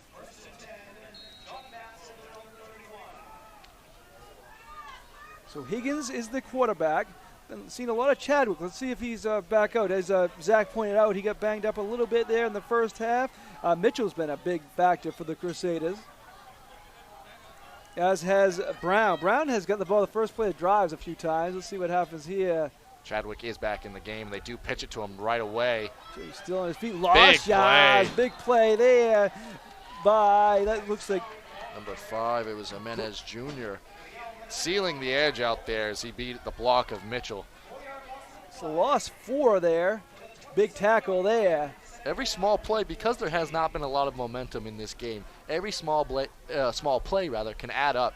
And that tackle in the backfield right there by Jimenez Jr. could be what this Shires defense needs. Loss of 4 there for Chadwick. So 2nd and 14 from the 27.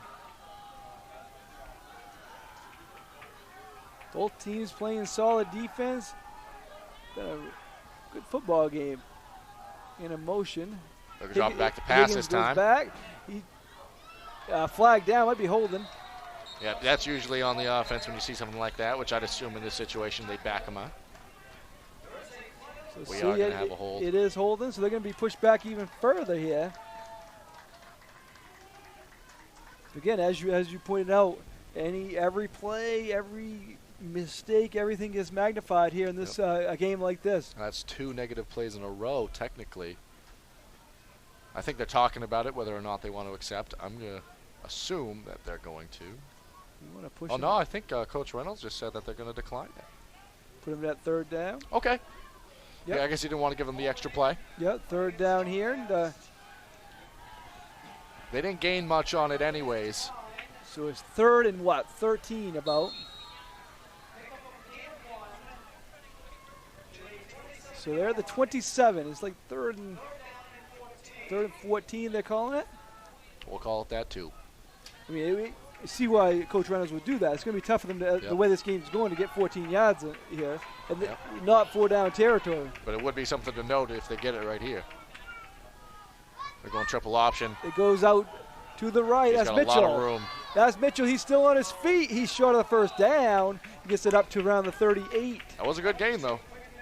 That play has consistently worked. Puts him in position if they wanted to go for it. They probably won't in this position because, again, it's a game of field position. But they're in position with also, every punt that they operate is a rugby punt. So every punt play, there is the option to throw the ball or even run it. And that is Higgins that does that. Higgins is the quarterback and the punter here, as is Bellier for the Shires. And that's something that the return team or the defense has to take note of. So let's go high snap. He does get it away. It's low kick. That low kick has been working well. Whoa, that ball goes all the way down inside the 20. That can't get a better bounce bounce at about the 50. It really did. It gained like 15, 20 yards just on the bounce. Yeah. So first and 10 at the 15 here.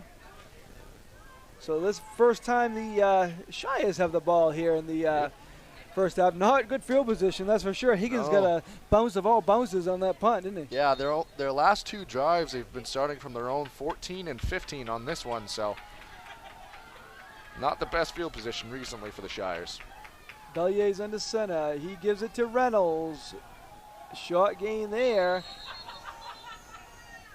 Might have gained one or two, but that's it. A lot of tacklers right there for the Crusaders. Good job playing team defense and flying to the ball, and Mitchell was right in the middle of all of it. So second down here. We're just starting the second half. Settle in. We're going to be in for a good finish here. Very similar tone to the first half so far. They gave him a gain of 2 on that play for Reynolds. Bellier under center. He hands it off to down That's to the Jimenez left. Jr. Jimenez Jr. But he got the first down. Nice run there. That's his first run of the game. Right? Yeah. He's a senior. He's a key player on defense. We don't see him running the ball a He's lot. been making a lot of key plays tonight. That last drive, we saw him get a tackle in the backfield to start off the second half, and right there, picking up a first down. He's a player that looks to be fired up. He certainly does, and now at the 27. Looked like it went back to Reynolds. Reynolds goes up the middle. Not He's still much on his in the middle. feet. He made something out of nothing on that. Good job by Reynolds. You know, I've been talking a lot about the interior defense for the Shires, but the interior of this Crusaders defense they've been playing all right so far, not allowing anything to be cut back across the middle, as we're seeing the Shires play a little bit faster right now. I mean, they've held Reynolds only 44 yards. Yeah, another carry right here though. Right up the middle there, a gain of 3. So it's gonna be a third down now. Third down right there on that play. So 3rd and 4, you got 5. Good job by Reynolds battling on that one. Yeah, but the Shires offense is still going quick. Not really huddling up right here. They're trying to change things up. No first down there. Nope. They stopped Reynolds right where he was. I think that was Jimenez Jr. on that one, actually. Oh, it was. Good call there, Zach. So it's going to be 4th down here. This is a situation where you assume you're going to punt. Yep, and they are back to Bellier is back to punt. With McDonald set to return alongside him, St. Peter. McDonald did fumble the last punt. They returned it, and he actually got the ball back for a couple yards. Bellier try to keep it low here, I think. He doesn't. He kicks it high, but let's see what happens here. Bounce here. They got John Bapst got to get away from that ball. Yeah, I thought they was going to hit them for a minute. But stop talking for a second because I wasn't sure what was going to happen right there. But I think the wind might have slowed down a little bit because that ball, it didn't seem to affect that ball. we can see the flags a little bit here, and it looks like towards the from the camera screen, it'd be the left end zone. Those flags are going pretty decent, but on the far right side, those flags seem to not be being too effective. So there might be a little bit of a cross breeze going on here. So the ball's placed at the 39 here. John Bapst said they're only 39.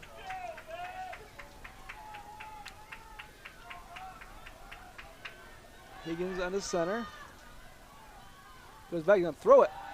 Oh, here, nice play there, first down. Jimenez Jr., good tackle to stop that one, because that could have been a big play. That was McDonald with a catch, a gain of 11, and then that's a first down for the Crusaders. I wouldn't be surprised if you see a lot more of that. That was a very quick pass play, so you didn't have that option to get sacked or lose a lot of yards like we saw earlier on those farther drop back passes, but that's a big momentum play in of its own right. Yep.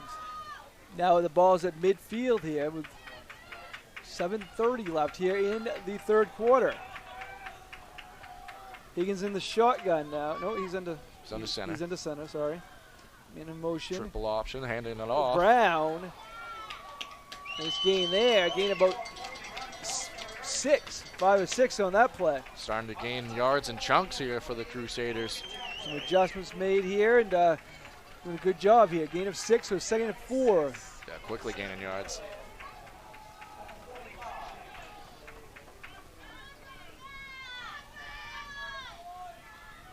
See what they go to here. They've had a pass play, then they had a play to Brown here. That's the last 2 plays from scrimmage for the Crusaders. Based on this, I'm looking at triple option to Quinn Mitchell on the far side. Looks like that's what they're going to run. Higgins keeps it. Then he pitches it. And Mitchell's still on his feet. Gets down near the 30. Good call there, Zach, on that formation. That's what you saw, and that's what the Crusaders did. They're not really disguising what they're doing right now with that play particular. They do have a counter off that play when they send a man in motion and then counter back to that same side, but with the receiver spread out to that side, that one was had a Quinn Mitchell run written all over it. So they're down to the Houlton 32. A good drive here for the Crusaders. 2 receivers split out now. Man in motion. It goes Straight to Chadwick. toss. Chadwick still on his feet. Goes to his left. He gets out of bounds about the 25. Solomon chased him out of bounds on that one. There was a Shire defender in the backfield that almost had a chance to make a play, but good job by Chadwick staying elusive and avoiding the tackle on that one. Gets a gain of 7. Gain of 8, they're calling it, down to the 24. So far, a lot of positive plays this drive. This has been the most promising drive we've seen so far for either team. 2nd and 2 here from the 24.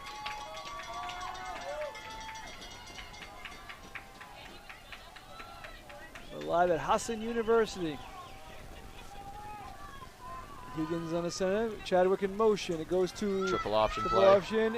Stays on his feet, does Higgins, and he gets pushed out of bounds. I don't think it was before he got a first down, though. No, he definitely got the first on that one. And that triple option is becoming deadly. After running it so many times, this Shire's defense is showing signs of slowing down just a touch, and the Crusaders are doing a good job of taking advantage of that. So first down there, good job by Higgins. They're going to have the opportunity to get one more first down on this drive before it becomes a 1st and goal situation. So they're at the 16 now. Single receiver split to our near sideline, and McDonald passed to him earlier. Higgins, man in motion, that's Chadwick. He Straight gets the toss. ball. Chadwick has it. Nice tackle by the Shires. A loss on the play.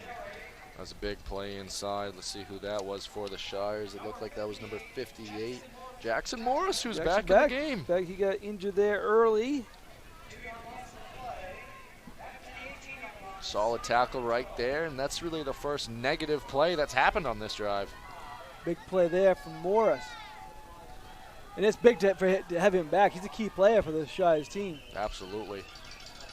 Even if he is a little banged up, it's important to have him out there. The Crusaders come in a 2 split out wide receiver situation. And the center is Higgins. There goes Chadwick. Pass play. Pass play down the middle to Mitchell. First down. He's running over defenders. Quinn Mitchell got the pass up the middle, and as Jack said, he ran over defenders. First down, 1st and goal to go. If it hadn't been for Chris Caswell on that play, slowing him down just enough, that might have been a touchdown right there. We've heard Caswell a few times making big plays. 1st and goal situation from here on out on this drive. The Crusader fans getting fired up. They certainly are, as is the sidelines. Handoff there right up the middle. That goes to Brown, it looks like.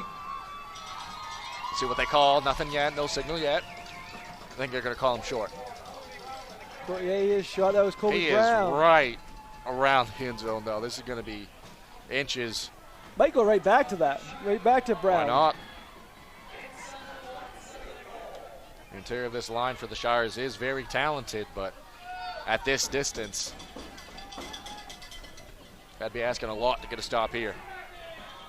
2nd and goal here. Higgins under center. He takes it himself right up the middle. He got a touchdown. Good job calling his own number right there. Higgins gets a touchdown with 4:20 left in the 3rd quarter.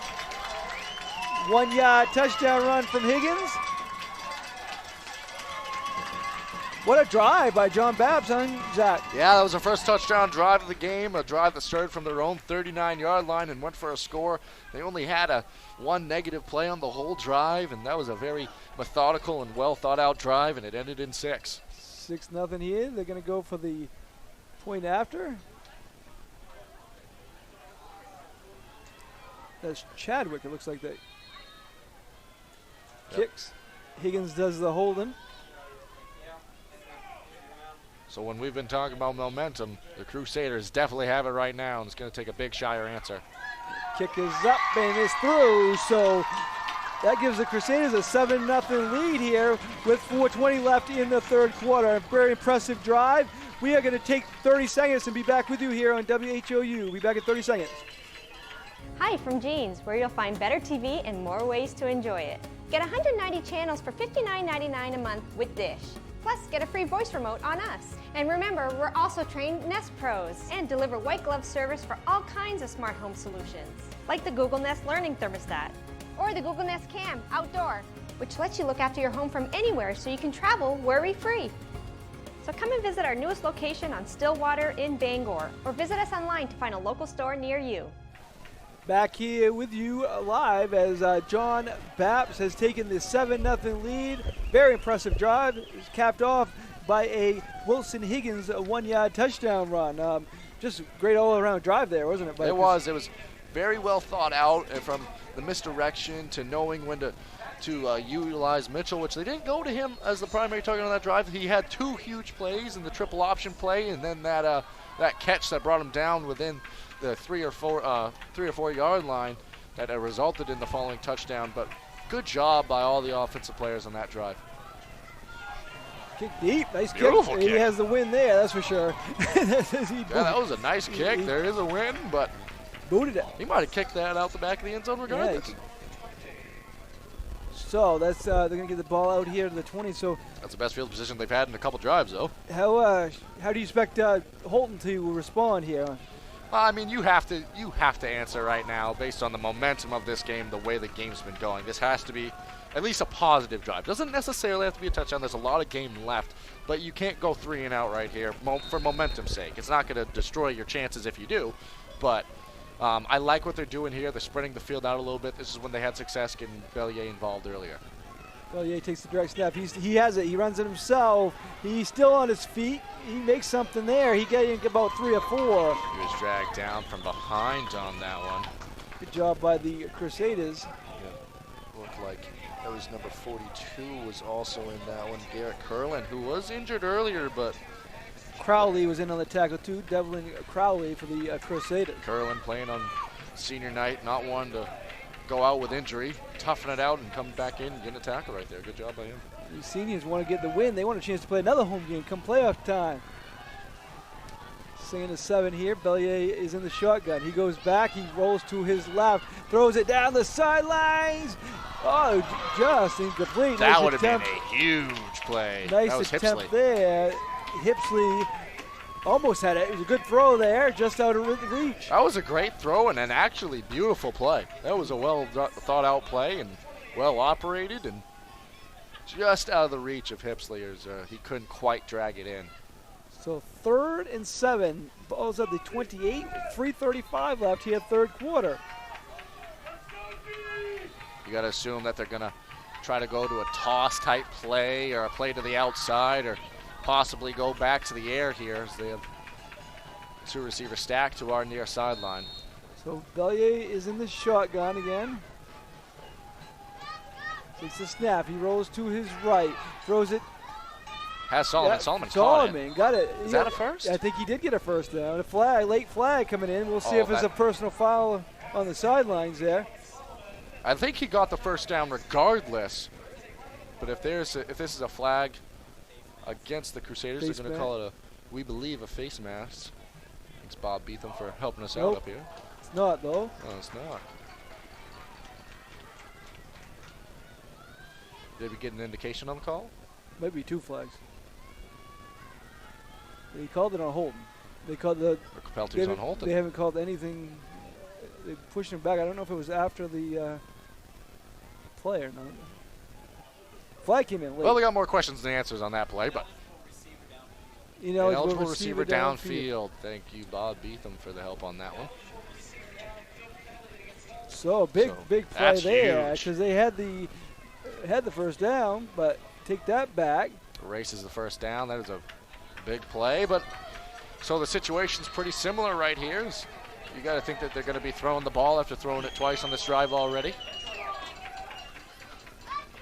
Bellier throws it down the sideline. They're going to call interference on that one. There. So going to give him 15 yards on that play. And that's going to be a first down. down. Which, to be fair, he kind of had to interfere on that one because if Solomon had come up with that, he was in front of the cornerback there, and he could have had a lot more. Yeah, Solomon's a tough cover. He is. There. He's big and fast and he showcased tall. his hands on the play before, Yeah. being able to drag that in for what would have been a first down, but so makes yeah, up for it. It was a good call, and it was, as you said, probably something that had to be done there to. In high school football, it's a little bit of a different rule. As you'll see in higher up sports, or not higher up sports, but higher up leagues like the NFL, it's a spot foul. But in high school football, it's only a 15-yard penalty. Which So was that play. was probably a net about 15 yards. So, but a big play though, and gets it up to the 38, and going to be a first down. Yep. And you talked about before this drive, they needed that. They not necessarily score, but they need to get a first down.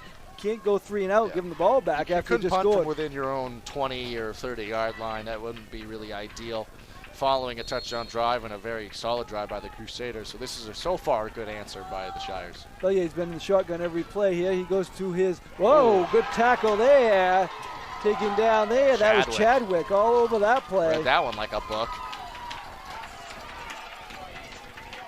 Solomon got the catch, but Chadwick was right there. He knew what was coming, I think. Yeah, that's a tough play because you could see the Shires going out to make that initial block so Chadwick couldn't get the play, but Chadwick read that play so well, and he's pressed up on the line that it's too hard to get that block.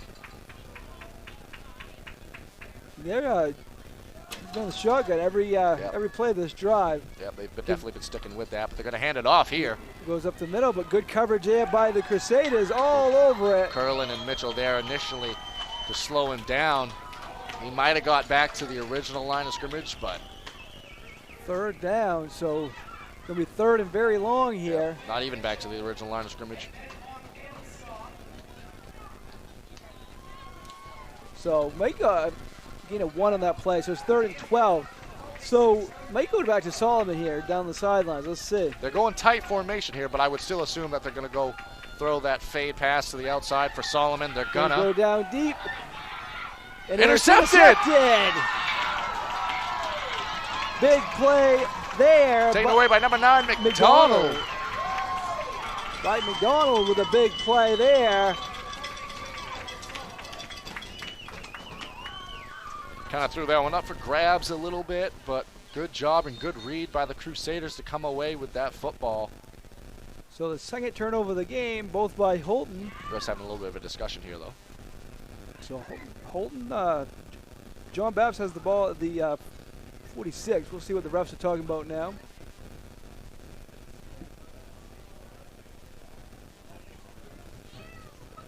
So for a big play there, huh, Zach? Huge play. I mean, they went to the play we thought they were going to, trying to get the ball to Solomon, but they couldn't quite get it to him, and the ball was intercepted by McDonald. Well, they're backing him up.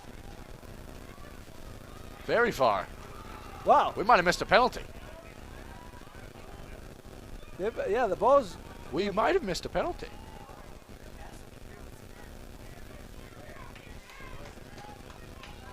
I'm a little bit confused myself, but it is John Bapst's ball.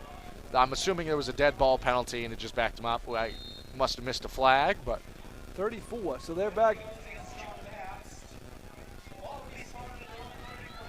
We'll just roll with it. Yeah, ball's at 34, so big play by McDonald either way. We don't quite know what happened after the play, but right now it is John Bapst's ball, and they're trying to keep the momentum with them. That goes to Chadwick. Flip out to this side. He's going to have a big gain. Got those yards back, didn't he? The ball's up past the 45. So far, a lot of positive plays this half for this Crusaders offense.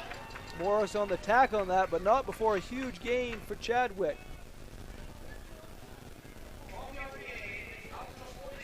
And really, the Crusaders have control right now. They can kind of hold on to this ball throughout the end of the third quarter if they play the cards right and hang on to it. That would put them in great position to start the fourth. Certainly would. They have the 7-0 lead. About a minute 30 left here in the third quarter. Chadwick's in motion. The ball goes to Brown. Brown gets taken down. Short gain. He's not going down, so they have a few people. Interesting. I didn't even notice, but the Houlton defender ended up with the football. See what the call is here. I don't think the official saw it. I believe the play was whistled dead, and the ball is going to go and remain with the Crusaders. That was a very confusing, not very commonly seen play. Kind of took it away from him while he was going down. Yeah, and I believe there's a situation where they blew the whistle dead when the running back, or the runner, I should say, started going backwards, and that's when they whistled the play dead, and the fumble became a moot point. So it's 2nd and 9 here. We're in the last 35 seconds of this half, and it goes back to Chadwick. Chadwick goes out to his left, gets taken down. He ran out of bounds. Ooh, he got dragged down a little late. Little flag thrown. Little spat going on over here at the John Bapst sidelines as he was taken out of bounds there. Flag thrown. I believe that's going to be an extra 15. That's probably going to be called a late hit. Or else that what would have been a stopped clock and a third down. Third down it would have been, but let's see. Personal foul on Houlton, so that's going to give him a first down. Big penalties both ways here in the third quarter. That one is huge. Helps the John Bapst Crusaders. Plays you just can't afford it when you're trailing in a game.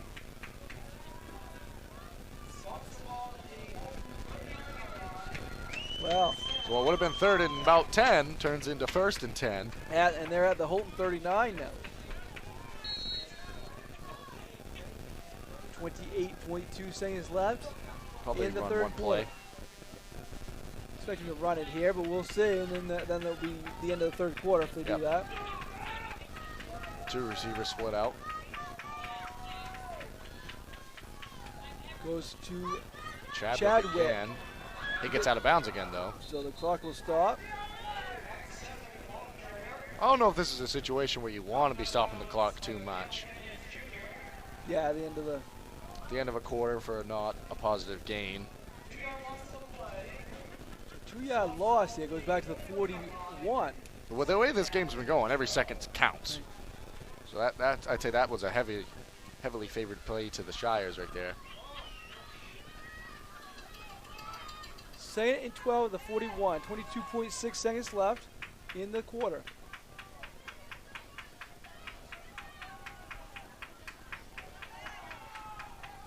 Two receivers split out again in this situation. See if Mitchell goes in motion on this one. Nope, it's going to go back. Pass this play.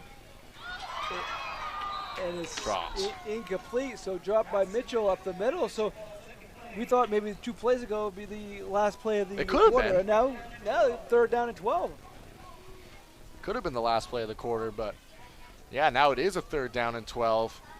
That could change momentum a little bit, although there still would be a lot of time regardless of if that had been the last play of the quarter. But they're in a situation, 3rd and 12. You kind of got to try and pick up a 1st down here. So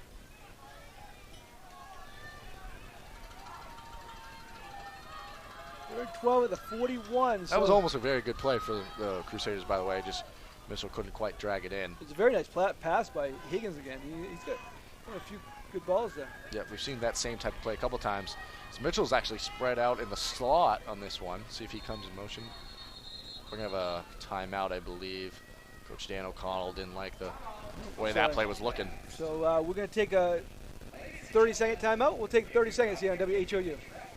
Excellence at ground level is what you get with J. McLaughlin Construction in Houlton. Founded in 2012, the company plans the construction of streets, residential areas, and commercial buildings, and they are involved in both public and private projects. Their high-quality work and many years of experience have earned them an excellent reputation and a loyal client base. Regardless of whether you need a detailed plan for a building or would like to build a road, J. McLaughlin Construction is your reliable partner for all your engineering needs. Call J. McLaughlin Construction at 532-6335 or 694-2546. University after a John Bapst timeout, so now they have 2 left for the 4th quarter. But big play here. That's why it's 3rd and 12, and Coach O'Connor want to make sure there's no miscommunication. Yep, a crucial play to end this 3rd quarter. A half that's really been dominated thus far by the Crusaders, especially on their previous drive, a 9-play drive that resulted in a touchdown. Coming out here, looks like they're going to stick with that same play now that they've had the chance to talk it over. Motion. Pass play. Pass play here. Goes down the middle. Almost intercepted. It's going to be incomplete. John Bapst wanted to. And now it's going to be a 4th down with the clock stopped, and they're going to have to punt. Yeah, so they had 1st down with 31 seconds left, and now it's 4th down with 11 seconds left. Chance to end the quarter with the ball going into the 4th. Things change quickly there. That they do, Mark. They are kicking with the advantage of the wind, though. Maybe that's kind of why they were pushing things, to see if they could get in range or get, Yep.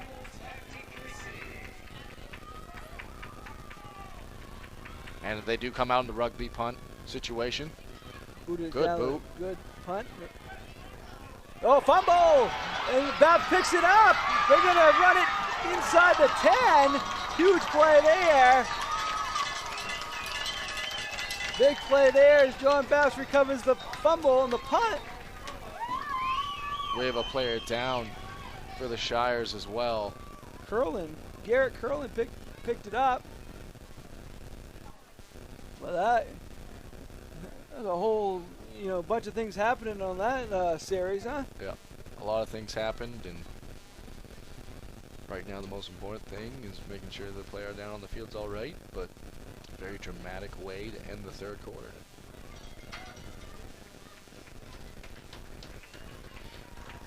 That was Noah Reynolds. He's up and walking on his own, under his own power.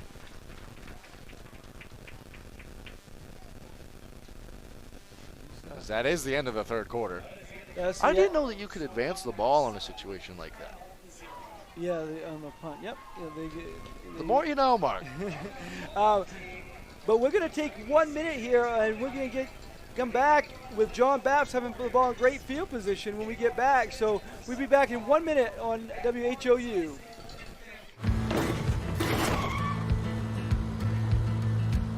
Sorry, Dad. Sure, you could get him a new car.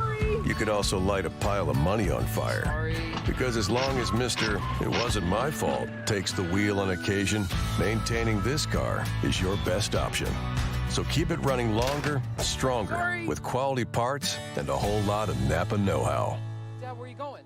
Tired of the same old boring meals? Try something new this week. TNT Takeout at 69 High Street in Houlton has what you're looking for. And believe me, the name doesn't lie. The food is dynamite. Every pizza is loaded with lots of gooey cheese and delicious toppings, from traditional pepperoni to barbecue chicken, combination to vegetarian pizza, or all meat. You can grab their specials or enjoy salads to food off the grill, Mexican seafood, and hot or cold subs. TNT Takeout, the convenience store that has it all. Call 521-5250. With you here at Houlton University, and quite a change in momentum there. As there were so many swings in that last minute. Yeah, John Bapst had to punt it, a fumble, and then they picked it up, and now they get the ball, the 18-yard line. So great chance here for John Bapst to add on. Especially the way that they've been having success this second half. Starting from Houlton's 18 going in, that's a dream come true. Certainly is. Maybe coming off of a turnover, you'd see a momentum play here. Oh, flip back to Chadwick. Chadwick gets taken down for a loss. It's going to be a big loss. Looked like it was Solomon in on the play there. Well, on the first play, they're moving backwards. Yeah, so a loss of 4 there. As we see Reynolds come back in. He went down on the previous play, but he's already back. Key play on both sides of the ball for Houlton. Wouldn't be surprised if we saw a pass play coming up pretty soon here. They've had success with that so far this second half, or so far overall in the game, really. Right. 2nd and 14 here at the 22.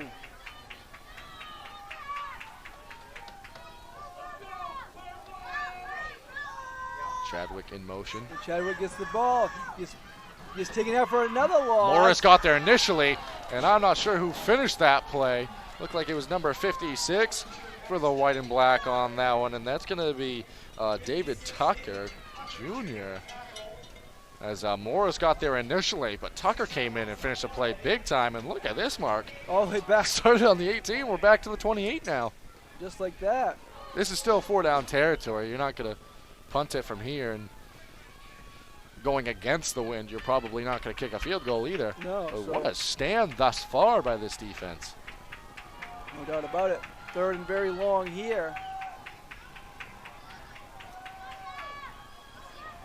Going back and passing it on this one. Going deep down the sideline to Chadwick. Broken up on that one. That was a clean defensive play. So it's going to be 4th down now. We have another Shire down on the play.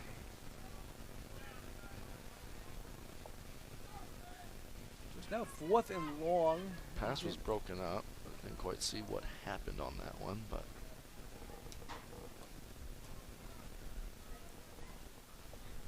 so we are going to take 30 seconds here on WHOU and be back with you right after this message.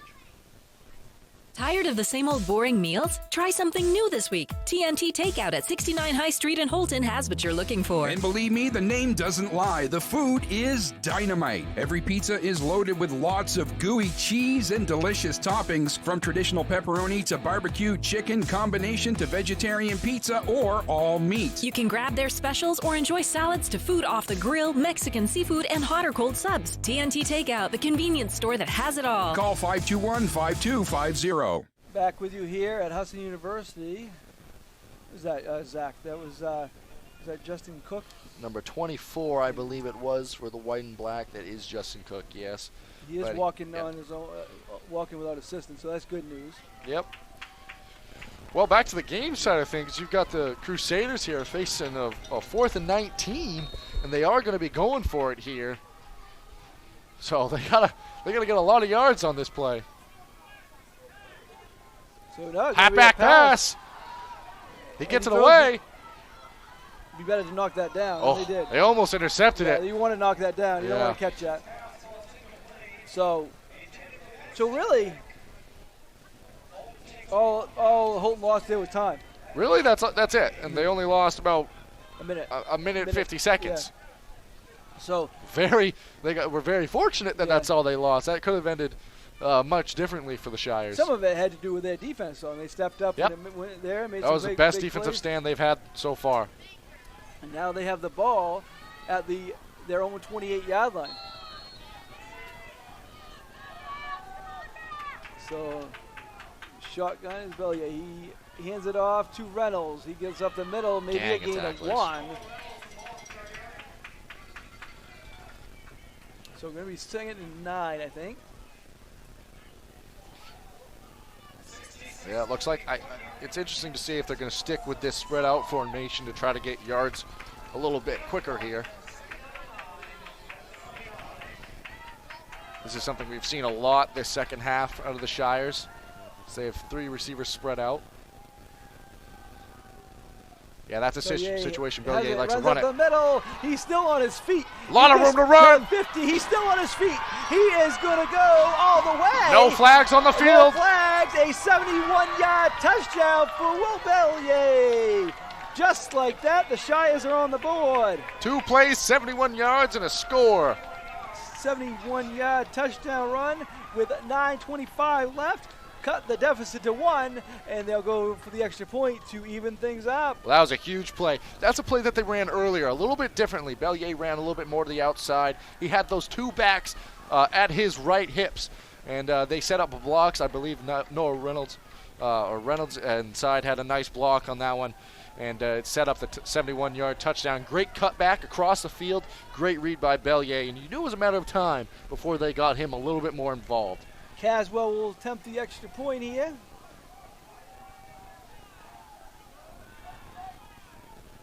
Looks like Conley's the holder. So what a change of momentum we've had. But this is a big play. You got to get this kick to tie things up. Left-footed kicker. Oh, the ball snap is dropped. Ball is loose. The point after is missed. So the score is 7-6. Huge play there, but Houlton gets back into this contest, and it's a 1-point game. Anything can happen now. Yeah, anything can happen now.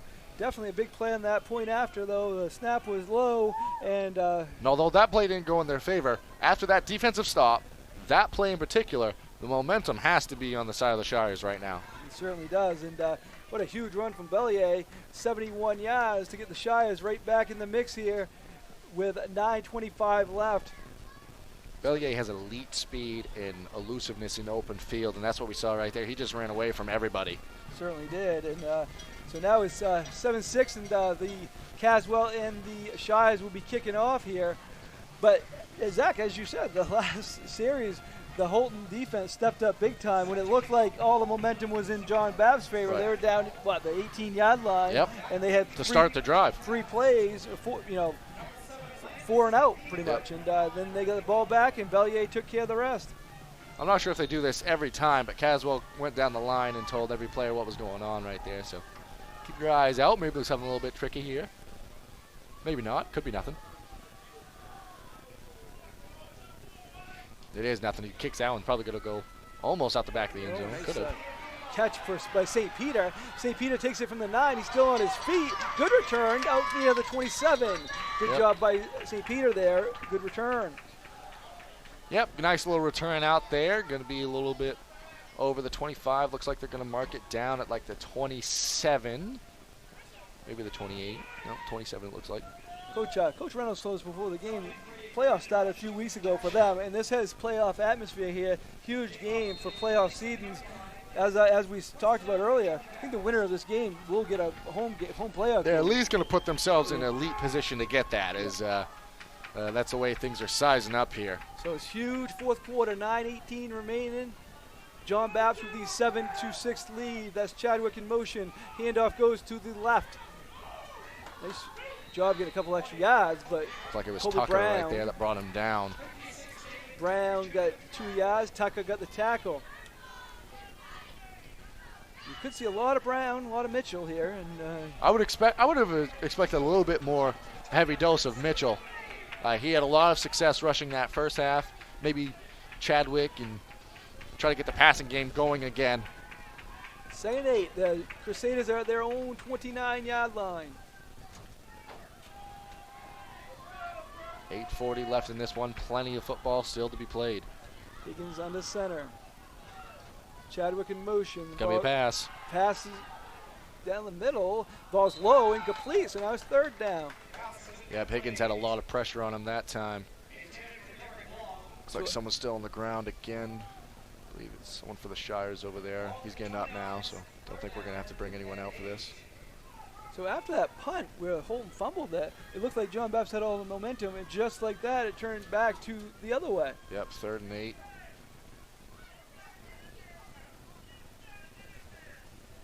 So 8:30 remaining. It's 3rd and 8. Coach O'Connell yelling directions from the sideline. Trainer going over to the running across the field there. I think Tucker went down on their sideline after he came off the field. The marker says 2nd down, but it is 3rd down. That's what the stoppage is here. So it's going to be 3rd and 8 at the 29.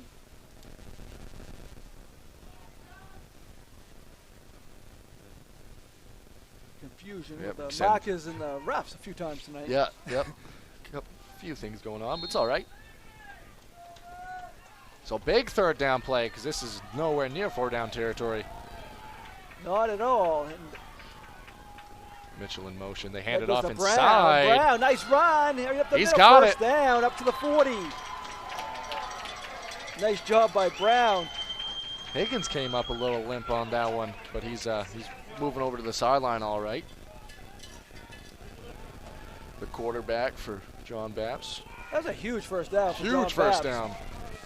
Off an inside handoff. I'm not sure that the Shires really expected that to be the play they called, and it resulted in a first down with coming up on 8 minutes left in the 4th quarter.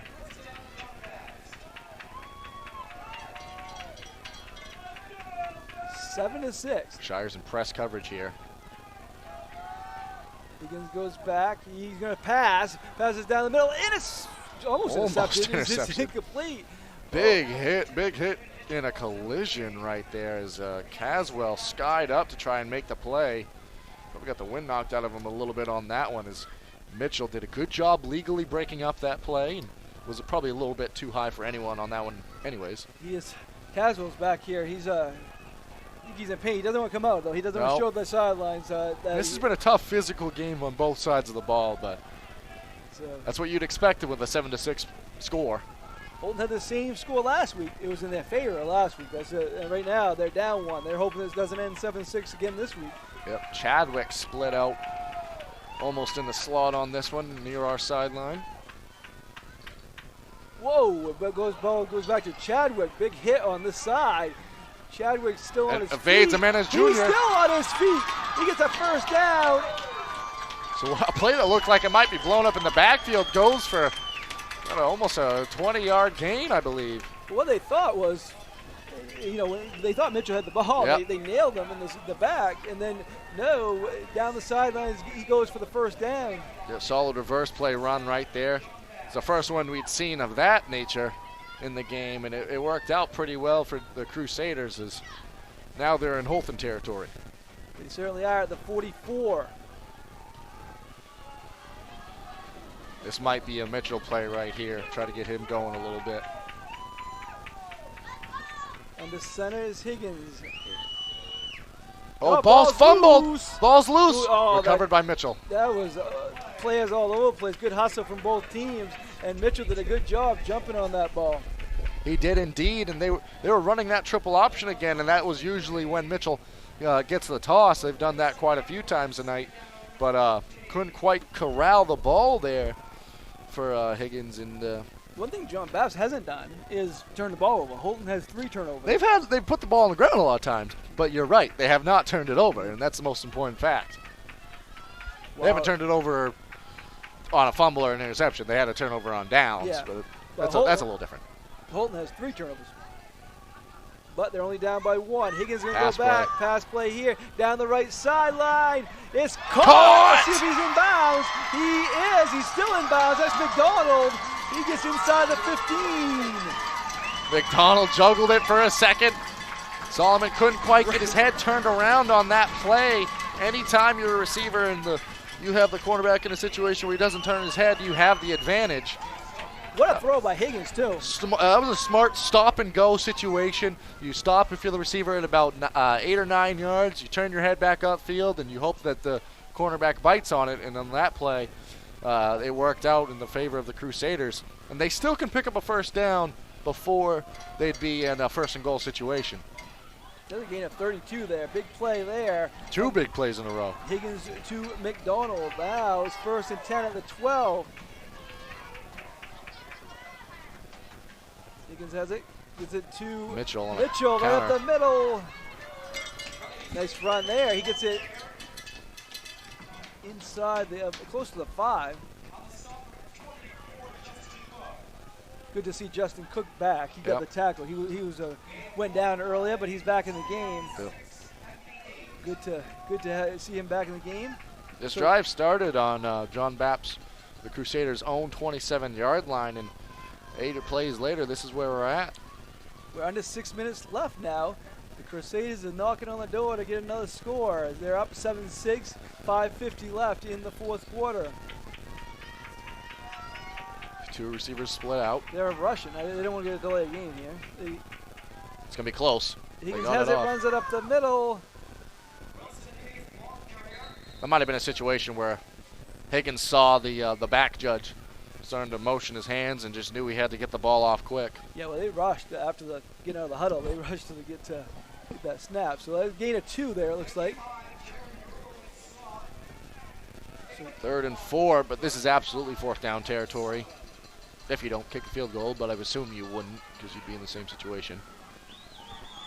You might at the other end when you had the win, but you might here it's more unlikely, and they want to punch it in. If you punch it in now, you have a touchdown lead automatically. Higgins has it. He's going to flip it out to Chadwick. Chadwick still on his feet. Nice tackle there by Reynolds. That was good assignment football. 4th down now. They lost shots. They did indeed, but you got to assume they're going to be going for it. There's a Shire on the turf here. Can't quite make out who it is. 56. That's Tucker. He went down a little bit earlier as well. He got off on his own power. I think he's hurt, but I think he's upset because he has to come out. He didn't want to come out. It's 4th down now, and they got down here before, and Houlton defense stepped up and made some big plays, and they did it again, but they need to make one more here because it's 4th down and 9 at the 11. Yeah, this is probably going to be, you really have a lot of plays you can run on this one because it's just a 4th and 10, so you can kind of stick within your own traditional arsenal of plays, but I wouldn't be surprised to see these guys go back through the air. They've had a lot of success with this drive. So Higgins under center. He goes back, rolls back, going to throw it to the side to Mitchell. Solomon interception! He's got room! He's going to run down the sidelines. He's still on his feet, and he's out of bounds at about the 42. Caleb Solomon comes up with a big play for the Shires. It's marked at the 44. Did a good job of staying in bounds on that one. And what a huge play out of Solomon. That was a tough interception, too. He had to kind of come across Mitchell on that one. We were just saying no turnovers for John Bapst yet. Well, they just had a big one, and Caleb Solomon came up with the ball. Yeah, So this will be marked at the 43-yard line with 4:08 left to play. Plenty of time. Plenty of time here.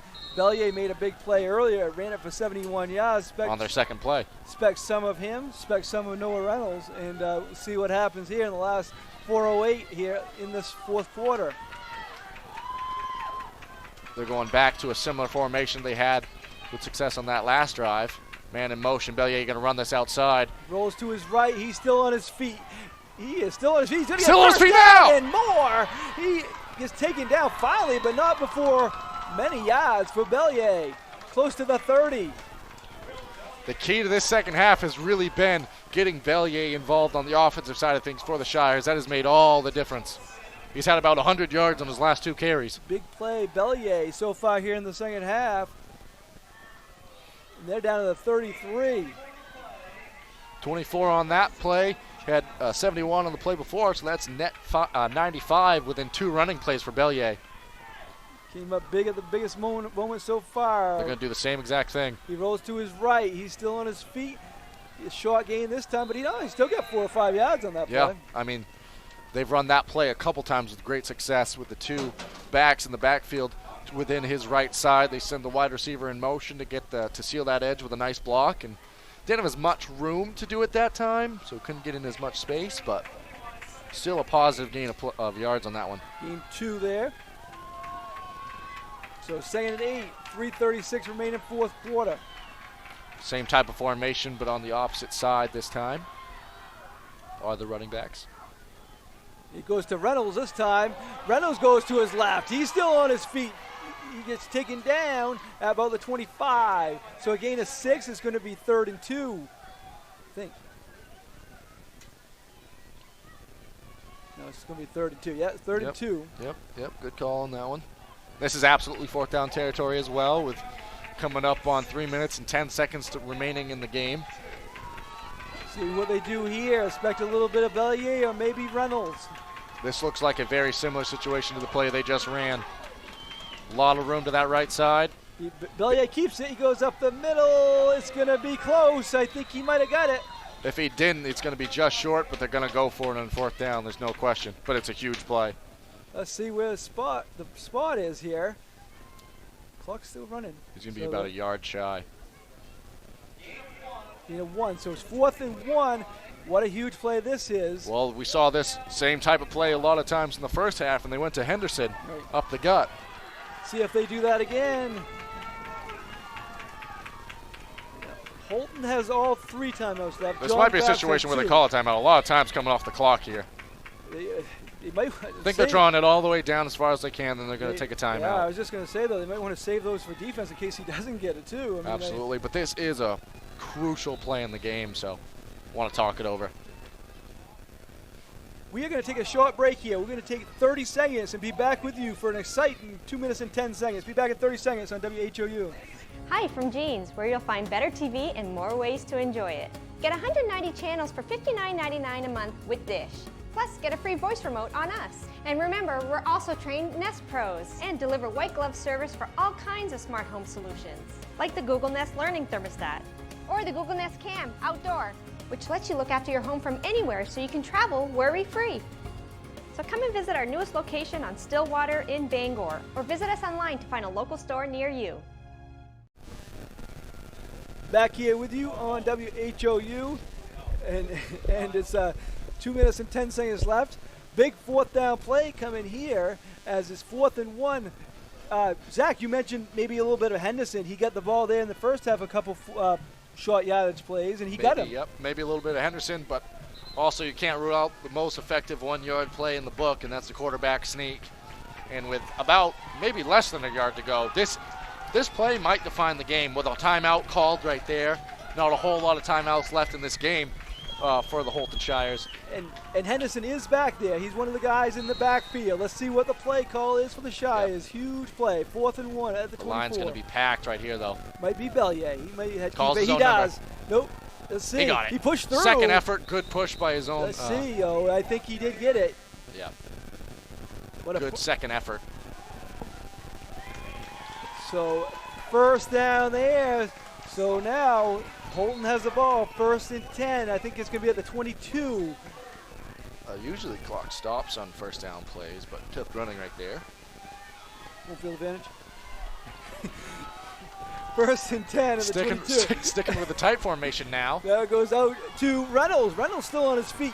Gets by one defender. He gets down inside the 20. A little surprising right there. They were having a lot of success with the spreading out the field a little bit, but not a bad little gain on 1st down.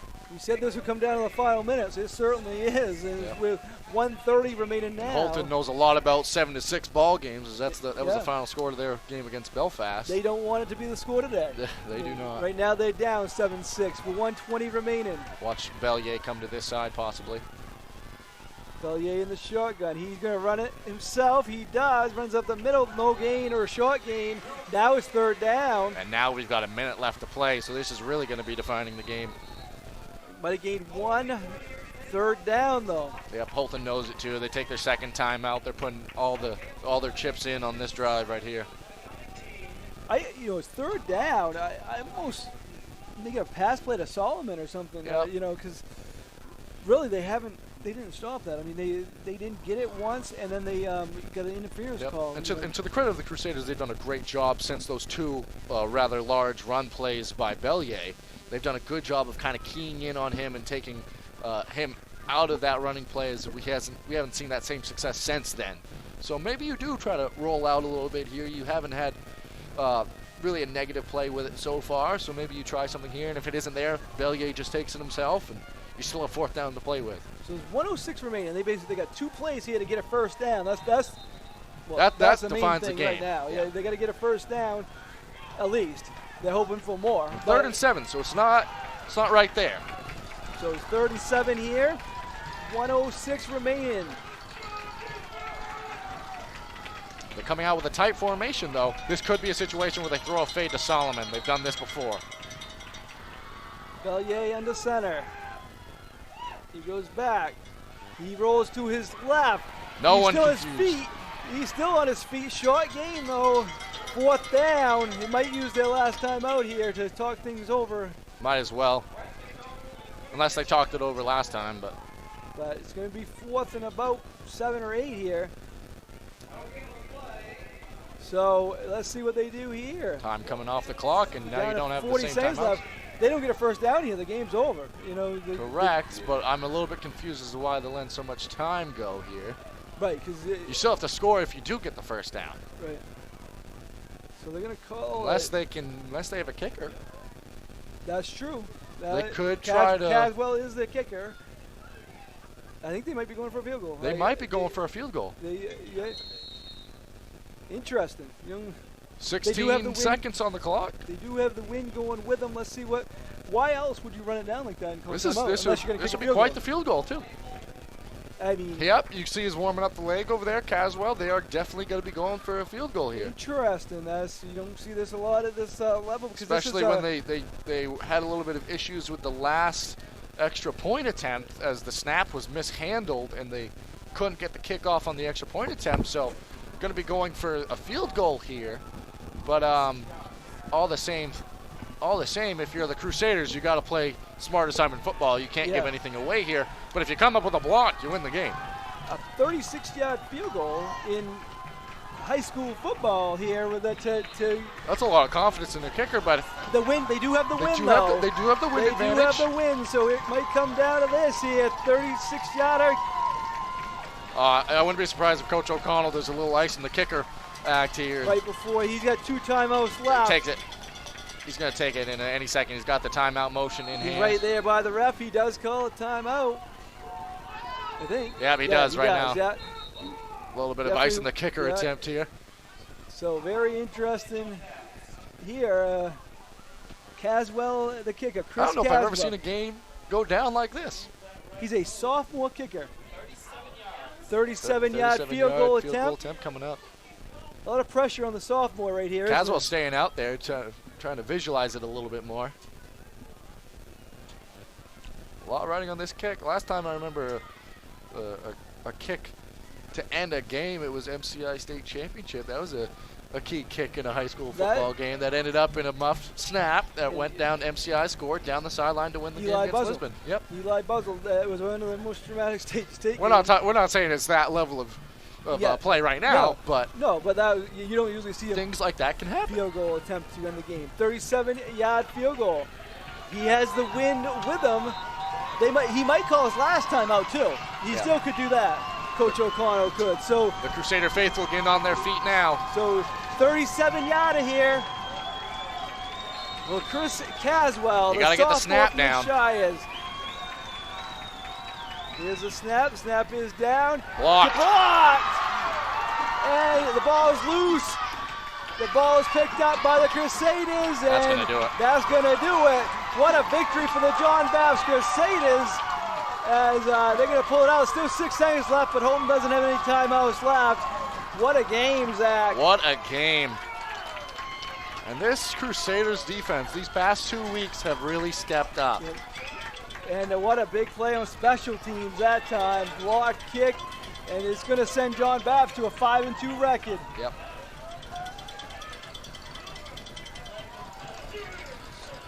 So the kick was blocked, and John Bapst recovers it. Nothing Houlton can do now because they don't have any timeouts remaining. So the John Bapst will take a knee and call it a game. The main reason I was a little bit surprised with the way that was handled is because initially there was an issue with the snap on the extra point attempt that would have made this game 7-7. So I think it was the right idea. It's just in Maine high school football, that's a little bit of a difficult situation. Yeah, that's going to do it. So that's going to do it. So the John Bapst Crusaders improved to 5-2 with a 7-6 win here on just a great night. Great night of football here at Houlton University. And senior night for the Crusaders, and they improved to 5-2. So good job by them. We're going to stay right here. I'm going to wrap this up, Zach, and just kind of recap this a little bit.